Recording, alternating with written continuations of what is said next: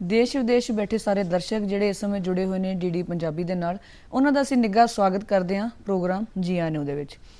ਜੀ ਆਇਆਂ ਨੂੰ ਪ੍ਰੋਗਰਾਮ ਦੇ ਵਿੱਚ ਜਿਸ ਤਰ੍ਹਾਂ ਤੁਸੀਂ ਜਾਣਦੇ ਹੋ ਕਿ ਕੋਈ ਐਸੀ ਸ਼ਖਸੀਅਤ ਜਿਨ੍ਹਾਂ ਨੇ ਆਪਣੇ ਕੰਮਾਂ ਦੇ ਨਾਲ ਸਾਡੀ ਸਮਾਜ ਨੂੰ ਇੱਕ ਸੇਧ ਦਿੱਤੀ ਹੁੰਦੀ ਹੈ, ਕੋਈ ਸੰਦੇਸ਼ ਦਿੱਤਾ ਹੁੰਦਾ ਹੈ, ਬਹੁਤ ਸਾਰੇ ਨੌਜਵਾਨਾਂ ਦਾ ਮਾਰਗਦਰਸ਼ਨ ਕੀਤਾ ਹੁੰਦਾ ਹੈ, ਉਹਨਾਂ ਨੂੰ ਅਸੀਂ ਤੁਹਾਡੇ ਰੂਬਰੂ ਲੈ ਕੇ ਆਉਂਦੇ ਹਾਂ। ਬਹੁਤ ਸਾਰੀਆਂ ਉਹਨਾਂ ਦੇ ਨਾਲ ਗੱਲਾਂ ਬਾਤਾਂ ਹੁੰਦੀਆਂ ਨੇ, ਉਹਨਾਂ ਦੇ ਜੀਵਨ ਬਾਰੇ, ਉਹਨਾਂ ਦੀਆਂ ਪ੍ਰਾਪਤੀਆਂ ਬਾਰੇ, ਤੇ ਉਹਨਾਂ ਨੂੰ ਇੱਕ ਬਹੁਤ ਵਧੀਆ ਸੰਦੇਸ਼ ਹੁੰਦਾ ਹੈ ਸਾਡੇ ਨੌਜਵਾਨਾਂ ਦੇ ਲਈ। ਮੈਂ ਨਾਟਕਾਂ ਦੀ ਗੱਲ ਕਰਾਂ, ਲੂਣਾ ਦੀ ਗੱਲ ਕਰਾਂ, ਤਸਵੀਰਾਂ ਦੀ ਗੱਲ ਕਰਾਂ, ਮੈਂ ਪੰਜਾਬ ਬੋਲਦਾ ਹਾਂ ਦੀ ਗੱਲ ਕਰਾਂ, ਪੁਲਿਸ ਰਾਤ ਦੀ ਗੱਲ ਕਰਾਂ, ਬਹੁਤ ਸਾਰੇ ਇਹੋ ਜਿਹੇ ਨਾਟਕ ਉਹਨਾਂ ਦੀ ਗਿਣਤੀ ਦੇ ਹਿੱਸੇ ਆਏ ਨੇ ਜਿਨ੍ਹਾਂ ਨੂੰ ਅਸੀਂ ਲੈ ਕੇ ਅੱਜ ਸਟੂਡੀਓ ਦੇ ਵਿੱਚ ਹਾਜ਼ਰ ਹੋਏ ਹਾਂ।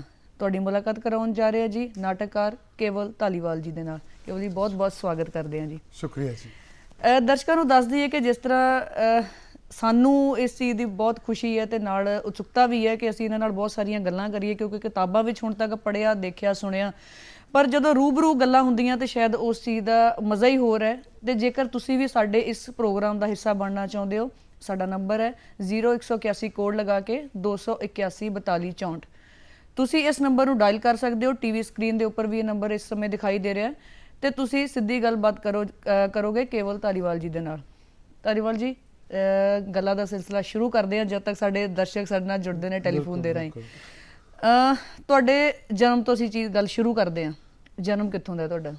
ਜੀ, ਜਨਮ ਮੇਰਾ ਅੰਮ੍ਰਿਤਸਰ ਦਾ ਜੀ, ਔਰ ਅੰਮ੍ਰਿਤਸਰ ਦੇ ਨੇੜੇ ਸਾਡਾ ਪਿੰਡ ਹੈ ਧਾਲੀਵਾਲ ਜੀ, ਅਜਨਾਲੇ ਤਹਿਸੀਲ ਦੇ ਵਿੱਚ, ਜਿਹਦੇ ਕਰਕੇ ਫਿਰ ਕੇਵਲ ਦੇ ਨਾਲ ਧਾਲੀਵਾਲ ਜੁੜ ਗਿਆ। ਕੇਵਲ ਦੇ ਨਾਲ ਧਾਲੀਵਾਲ ਵੀ ਜੁੜ ਗਿਆ ਜੀ। ਜੀ ਜੀ। ਤੇ ਜੇ ਅਸੀਂ ਗੱਲ ਕਰੀਏ ਸਿੱਖਿਆ ਦੀ, ਪੜ੍ਹਾਈ ਕੱਚੀ ਪੱਕੀ, ਪਹਿਲੀ ਫਿਰ ਪੰਜਵੀਂ ਫਿਰ 8ਵੀਂ ਫਿਰ 10ਵੀਂ, ਤੇ ਸਿੱਖਿਆ ਕਿੱਥੋਂ ਹੈ ਤੁਹਾਡੀ? ਔਰ ਮੇਰੀ ਪੜ੍ਹਾਈ ਸਾਰੀ Khalsa college senior secondary school Amritsar ਤੋਂ ਹੋਈ। ਫਿਰ ਮੈਂ ਖਾਲਸਾ ਕਾਲਜ ਦੇ ਵਿੱਚ ਪੜ੍ਹਿਆ। ਉਸ ਤੋਂ ਬਾਅਦ ਜਿਹੜੀ ਮੇਰੀ ਇਸ ਫੀਲਡ ਦੀ ਪੜ੍ਹਾਈ ਉਹ ਫਿਰ ਮੈਂ national school of drama Delhi ਤੋਂ ਕੀਤੀ। ਓਕੇ। ਤੇ ਇਹ ਸ਼ੁਰੂ ਤੋਂ ਹੀ ਪੱਕਾ ਸੀ ਕਿ ਮੈਂ ਨਾਟਕਕਾਰ ਹੀ ਬਣਨਾ ਹੈ ਜਾਂ ਰੰਗਮੰਚ ਦੀ ਦੁਨੀਆ 'ਚ ਪੈਰ ਰੱਖਣਾ, ਕਿ ਜਾਂ ਸਮੇਂ ਦੇ ਨਾਲ ਕੁਝ ਇਹ ਗੱਲਾਂ ਸਮਝ ਆਈਆਂ, ਮਾਈਂਡਸੈਟ ਹੋਇਆ? ਹਾਂ, ਸ਼ਾਇਦ ਸ਼ੁਰੂ ਵਿੱਚ ਸਕੂਲ ਟਾਈਮ ਪੜ੍ਹਦਿਆਂ ਹੀ ਮੈਨੂੰ ਕੁਝ ਜਿਹੜੀ ਕਲਚਰਲ ਐਕਟੀਵਿਟੀ ਦੇ ਵਿੱਚ ਪਾਰਟਿਸਿਪੇਟ ਕਰਨ ਦਾ ਮੌਕਾ ਮਿਲਿਆ। ਮੈਂ ਉਦੋਂ ਥੋੜਾ ਗਾ ਲੈਂਦਾ ਸੀਗਾ, ਜਿਵੇਂ ਗਰੁੱਪ ਸੌਂਗ ਉਹਦੇ ਵਿੱਚ ਪਾਰਟਿਸਿਪੇਟ ਕਰੀਦਾ ਹੀ। ਫਿਰ ਨਾਟਕਾਂ ਵਾਲੀ ਐਕਟੀਵਿਟੀ ਦੇ ਵਿੱਚ ਪਾਰਟਿਸਿਪੇਟ ਕਰਨਾ ਸ਼ੁਰੂ ਕੀਤਾ। ਔਰ ਇਹਨੂੰ ਜ਼ਿਆਦਾ ਮੈਨੂੰ ਬਲ ਮਿਲਿਆ ਜਦੋਂ ਮੈਂ Khalsa college senior secondary school 'ਚ ਪੜ੍ਹਦਾ ਸੀਗਾ। ਉੱਥੇ ਸਾਡੇ ਮੈਡਮ ਸੁਪ੍ਰਭਾ ਆ ਰਿਹਾ ਸੀਗੇ, ਉਹਨਾਂ ਨੇ ਤੇ ਸਰਦਾਰ ਕੁਲਦੀਪ ਸਿੰਘ ਸਾਡੇ ਟੀਚਰ ਸੀਗੇ।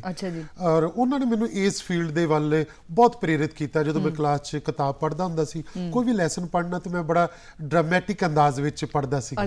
ਤੇ ਉਹ ਮੈਨੂੰ ਕਹਿੰਦੇ ਕਿ ਤੂੰ ਇੱਥੇ ਜੋ ਡਰਾਮਾ ਕਰਦਾ ਤੂੰ ਡਰਾਮੇ ਵਾਲੀ ਥਾਂ ਤੇ ਡਰਾਮਾ ਕਰ ਚੱਲ ਕੇ। ਤੇ ਜਦੋਂ ਅਸੀਂ ਘਰਦਿਆਂ ਦੀ ਗੱਲ ਕਰਦੇ ਆ ਤੇ ਘਰ 'ਚ ਅਸੀਂ ਅਗਰ ਇਦਾਂ ਦੀ ਕੋਈ ਐਕਟੀਵਿਟੀ ਕਰੀਏ, ਸ਼ਾਇਦ ਇੱਕ ਨਿੱਕਾ ਜਿਹਾ ਫਰਕ ਹੈ ਮਾਪਿਆਂ ਦੇ ਵਿੱਚ ਤੇ ਅਧਿਆਪਕ ਦੇ ਵਿੱਚ, ਤੇ ਘਰਦੇ ਸਾਨੂੰ ਕਹਿੰਦੇ ਕੀ ਡਰਾਮੇ ਕਰਦਾ ਰਹਿੰਦਾ ਤੂੰ ਸਾਰਾ ਦਿਨ। ਬਿਲਕੁਲ ਬਿਲਕੁਲ। ਘਰ 'ਚ ਵੀ ਕੋਈ ਇਦਾਂ ਦਾ ਪਰਸਨ ਸੀ, ਇੱਕ ਬੰਦਾ ਸੀ ਕਿ ਜਿਨ੍ਹਾਂ ਨੇ ਤੁਹਾਨੂੰ ਮੋਟੀਵੇਟ ਕੀਤਾ ਕਿ ਨਹੀਂ ਕੇਵਲ ਤੂੰ ਇਹ ਕਰ ਸਕਦਾ ਹੈ, ਤੂੰ ਜ਼ਰੂਰ ਤੈਨੂੰ ਭਾਗ ਲੈਣਾ ਚਾਹੀਦਾ? ਐਕਚੁਅਲੀ ਸਾਡੇ ਬਿਲਕੁਲ ਪੂਰੇ ਖਾਨਦਾਨ 'ਚ ਇਦਾਂ ਦਾ ਕੋਈ ਨਹੀਂ ਸੀਗਾ ਵੀ ਜਿਹੜਾ ਕੋਈ ਥੀਏਟਰ ਵਾਲੀ ਫੀਲਡ ਵਿੱਚ, ਐਕਟਿੰਗ ਦੇ ਫੀਲਡ ਵਿੱਚ ਹੋਵੇ।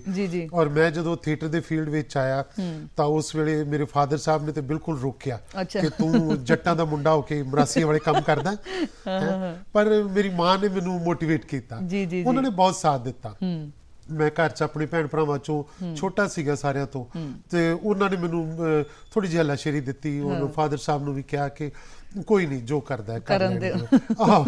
ਮੈਂ ਪੜ੍ਹਾਈ 'ਚ ਵੀ ਠੀਕ ਸੀਗਾ ਤੇ ਮੈਂ ਪੜ੍ਹਦਾ ਵੀ ਗਿਆ, ਤੇ ਇਸ ਪਾਸੇ ਵੀ ਮੈਂ ਫਿਰ ਇਸ ਫੀਲਡ ਵਿੱਚ ਵੀ ਤੁਰਿਆ ਰਿਹਾ ਨਾਲ ਨਾਲ। ਠੀਕ ਹੈ।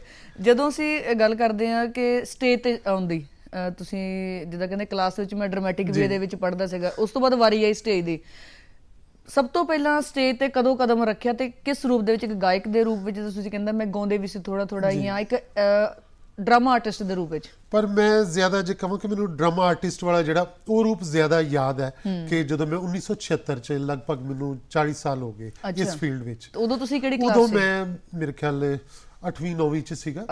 ਤੇ ਉਦੋਂ ਮੈਂ ਇਸ ਫੀਲਡ ਦੇ ਵਿੱਚ ਇਹ ਲਹੂ ਕਿਸ ਦਾ ਹੈ, ਗੁਰਦਿਆਲ ਸਿੰਘ ਫੁੱਲਰ ਦਾ ਨਾਟਕ ਸੀਗਾ, ਉਹ ਅਸੀਂ ਕੀਤਾ ਸੀਗਾ ਔਰ ਕਾਫੀ ਬੜਾ ਕਾਮਯਾਬ ਹੋਇਆ। ਔਰ ਉਹਦੇ ਬਾਅਦ ਵਿੱਚ ਬੜੇ ਸ਼ੋਅ ਹੁੰਦੇ ਰਹੇ। ਉਸ ਨੂੰ ਵੇਖਣ ਵਾਸਤੇ ਭਾਜੀ ਗੁਰਸ਼ਰਨ ਸਿੰਘ, ਭਾਈ ਮੰਨਾ ਸਿੰਘ, ਉਹ ਸਾਡੇ school as a chief guest ਆਏ ਸੀਗੇ। ਉਹਨਾਂ ਮੈਨੂੰ ਵੇਖ ਕੇ ਕਿਹਾ ਕਿ ਤੂੰ ਮੇਰੇ ਗਰੁੱਪ ਨੂੰ ਜੁਆਇਨ ਕਰ ਲੈ। ਫਿਰ ਮੈਂ 1978 'ਚ 10ਵੀਂ ਕੀਤੀ ਸੀ ਹਾਲੇ, ਤੇ ਮੈਂ ਉਦੋਂ ਹੀ ਉਹਨਾਂ ਦਾ ਥੀਏਟਰ ਗਰੁੱਪ ਜੁਆਇਨ ਕਰ ਲਿਆ ਸੀ। ਜੀ ਜੀ ਜੀ। ਇੱਕ ਨਿਰਦੇਸ਼ਕ ਹੈ ਜਿਹਦਾ ਉਹਦੇ ਲਈ ਬਹੁਤ ਵੱਡਾ ਇੱਕ ਚੈਲੰਜ ਰਹਿੰਦਾ ਕਿ ਮੈਂ ਸਬਜੈਕਟ ਜਿਹੜਾ ਆ ਉਹ ਕਿਸ ਵਿਸ਼ੇ ਦੇ ਉੱਪਰ ਮੇਰਾ ਨਾਟਕ ਹੋਣਾ ਚਾਹੀਦਾ ਹੈ ਜਾਂ ਕਿੱਦਾਂ ਦੇ ਆਰਟਿਸਟ ਮੇਰੇ ਨਾਟਕ ਦੇ ਵਿੱਚ ਹੋਣੇ ਚਾਹੀਦੇ ਆ। ਉਹ ਕਿੱਦਾਂ ਚੀਜ਼ਾਂ ਕਿੱਥੇ ਫਿਲਮਾਂਕਣ ਇਸ ਚੀਜ਼ ਦਾ ਹੋਣਾ ਆ, ਕਿੱਦਾਂ ਦਾ ਜਿਹਨੂੰ ਅਸੀਂ ਕਹਿੰਦੇ ਪਲਾਟ ਕਿੱਦਾਂ ਦਾ ਇਹਦੇ ਵਿੱਚ ਚੀਜ਼ਾਂ 'ਚ ਰਹਿਣਾ ਚਾਹੀਦਾ, ਉਹ ਕਿੱਦਾਂ ਸਾਰੀਆਂ ਚੀਜ਼ਾਂ ਤੁਹਾਡੇ ਮਾਈਂਡ ਦੇ ਵਿੱਚ ਆਉਂਦੀਆਂ ਫਿਰ? ਐਕਚੁਅਲੀ ਮੈਂ ਨਾ ਬਹੁਤ ਸਮਾਂ ਗੁਰਸ਼ਰਨ ਭਾਜੀ ਨਾਲ ਲਗਭਗ 10 ਸਾਲ ਕੰਮ ਕੀਤਾ 1978 ਤੋਂ ਲੈ ਕੇ 1988 ਤੱਕ, ਔਰ ਉਹ ਸਾਲ ਬੜਾ ਕਮਿਟਮੈਂਟ ਦੇ ਉਹ 10 ਸਾਲ ਜਿਹੜੇ ਸੀ ਔਰ ਕੰਟੀਨਿਊਟੀ ਦੇ ਸਾਲ ਸੀਗੇ ਕਿ ਥੀਏਟਰ ਦੀ ਦੁਨੀਆ 'ਚ ਉਦੋਂ ਪੰਜਾਬ ਦੇ ਹਾਲਾਤ ਵੀ ਅੱਛੇ ਨਹੀਂ ਸੀਗੇ ਬਹੁਤ ਜ਼ਿਆਦਾ, ਪਰ ਉਹਨਾਂ ਹਾਲਾਤਾਂ ਵਿੱਚ ਵੀ ਪੰਜਾਬ ਦੇ ਥੀਏਟਰ ਨੇ ਬਹੁਤ ਵੱਡਾ ਰੋਲ ਅਦਾ ਕੀਤਾ ਪੰਜਾਬੀ ਥੀਏਟਰ ਲਈ, ਔਰ ਗੁਰਸ਼ਰਨ ਭਾਜੀ ਨੇ ਤਾਂ ਬਹੁਤ ਜ਼ਿਆਦਾ ਕੰਮ ਕੀਤਾ ਔਰ ਅਸੀਂ ਨਾਲ ਨਾਲ ਤੁਰੇ ਰਹੇ।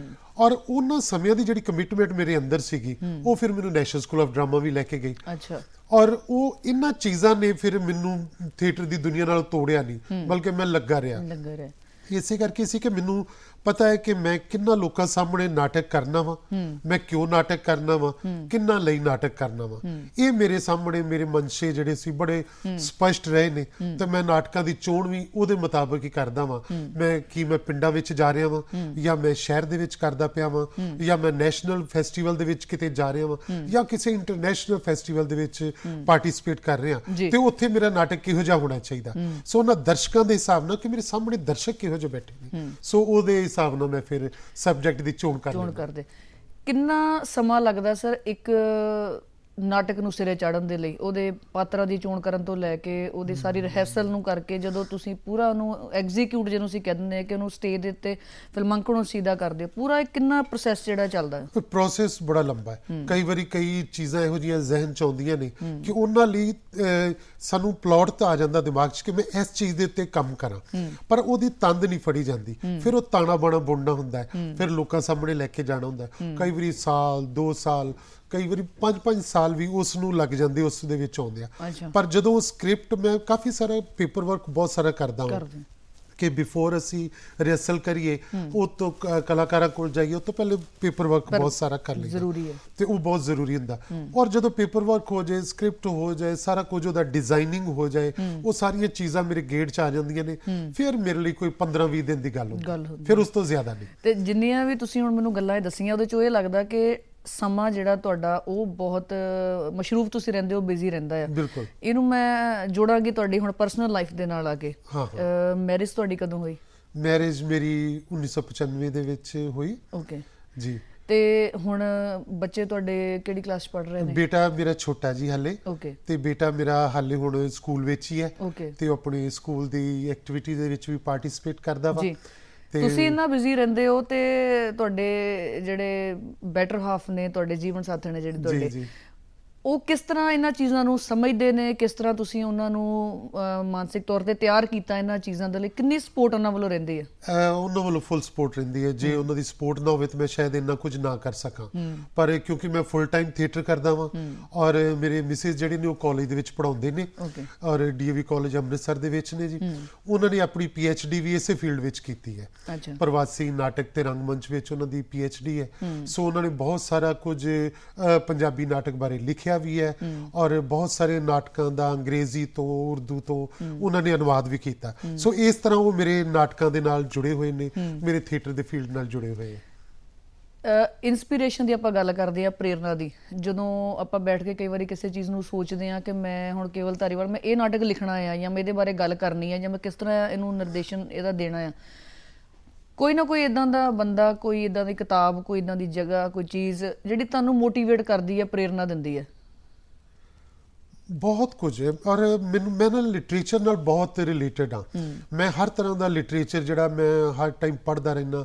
ਮੈਂ ਬਹੁਤ ਸਾਰਾ ਪੰਜਾਬੀ ਸਾਹਿਤ, ਕਹਾਣੀਆਂ, ਨਾਵਲ, ਕਵਿਤਾਵਾਂ, ਨਾਟਕ ਤਾਂ ਹਰ ਤਰ੍ਹਾਂ ਦਾ ਮੈਂ ਦੁਨੀਆ ਭਰ ਦਾ ਪੜ੍ਹਿਆ ਹੋਇਆ ਵਾ, ਕਿਉਂਕਿ ਮੇਰੀ ਪੜ੍ਹਾਈ ਬਹੁਤ ਵੱਡੇ ਜਿਹੜੇ ਕਿ national school of drama Asia the one of the best theatre institute ਹੈ, ਸੋ ਉਹਦੇ ਵਿੱਚ ਮੇਰੀ ਹੋਈ ਹੈ।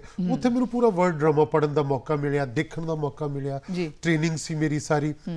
ਔਰ ਟ੍ਰੇਨਿੰਗ ਕਿਉਂਕਿ ਮੇਰੀ ਡਾਇਰੈਕਸ਼ਨ ਦੇ ਵਿੱਚ ਡਿਜ਼ਾਈਨ ਦੇ ਵਿੱਚ ਸੀ, ਇਸ ਲਈ ਮੈਨੂੰ ਹਰ ਤਰ੍ਹਾਂ ਦਾ ਲਿਟਰੇਚਰ ਪੜ੍ਹਨਾ ਵੀ ਪੈਂਦਾ ਸੀ, ਮੈਂ ਲਿਖਣਾ ਹੁੰਦਾ ਤਾਂ ਵੀ ਮੈਨੂੰ ਉਹਦੇ ਵਿੱਚ।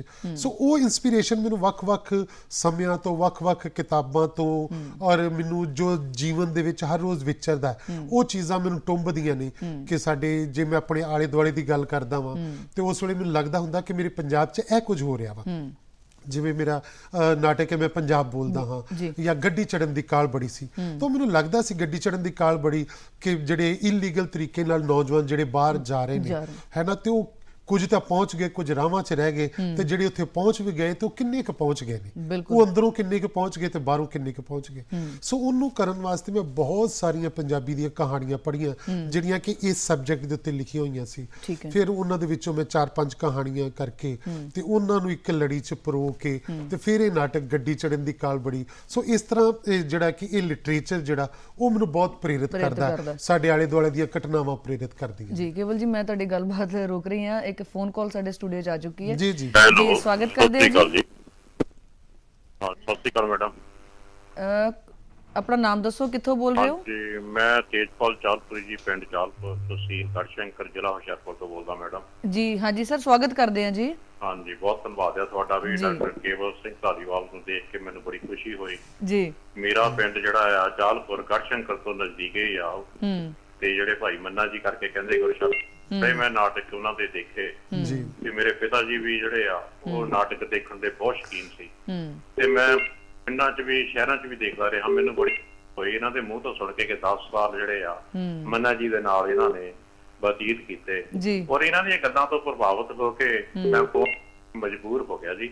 ਮੈਨੂੰ ਬੜੀ ਖੁਸ਼ੀ ਹੋਈ ਆ ਦੇ ਵਿੱਚ ਇਹਨਾਂ ਨੂੰ ਬੁਲਾ ਕੇ ਤੁਸੀਂ ਸਾਡੇ ਕੀਤਾ। ਬਹੁਤ ਬਹੁਤ ਤੁਹਾਡਾ ਡੀਡੀ ਪੰਜਾਬੀ ਵਾਲਿਆਂ ਦਾ ਧੰਨਵਾਦ। ਸ਼ੁਕਰੀਆ ਜੀ, ਸ਼ੁਕਰੀਆ ਜੀ, ਸ਼ੁਕਰੀਆ ਸਰ, ਥੈਂਕ ਯੂ ਜੀ।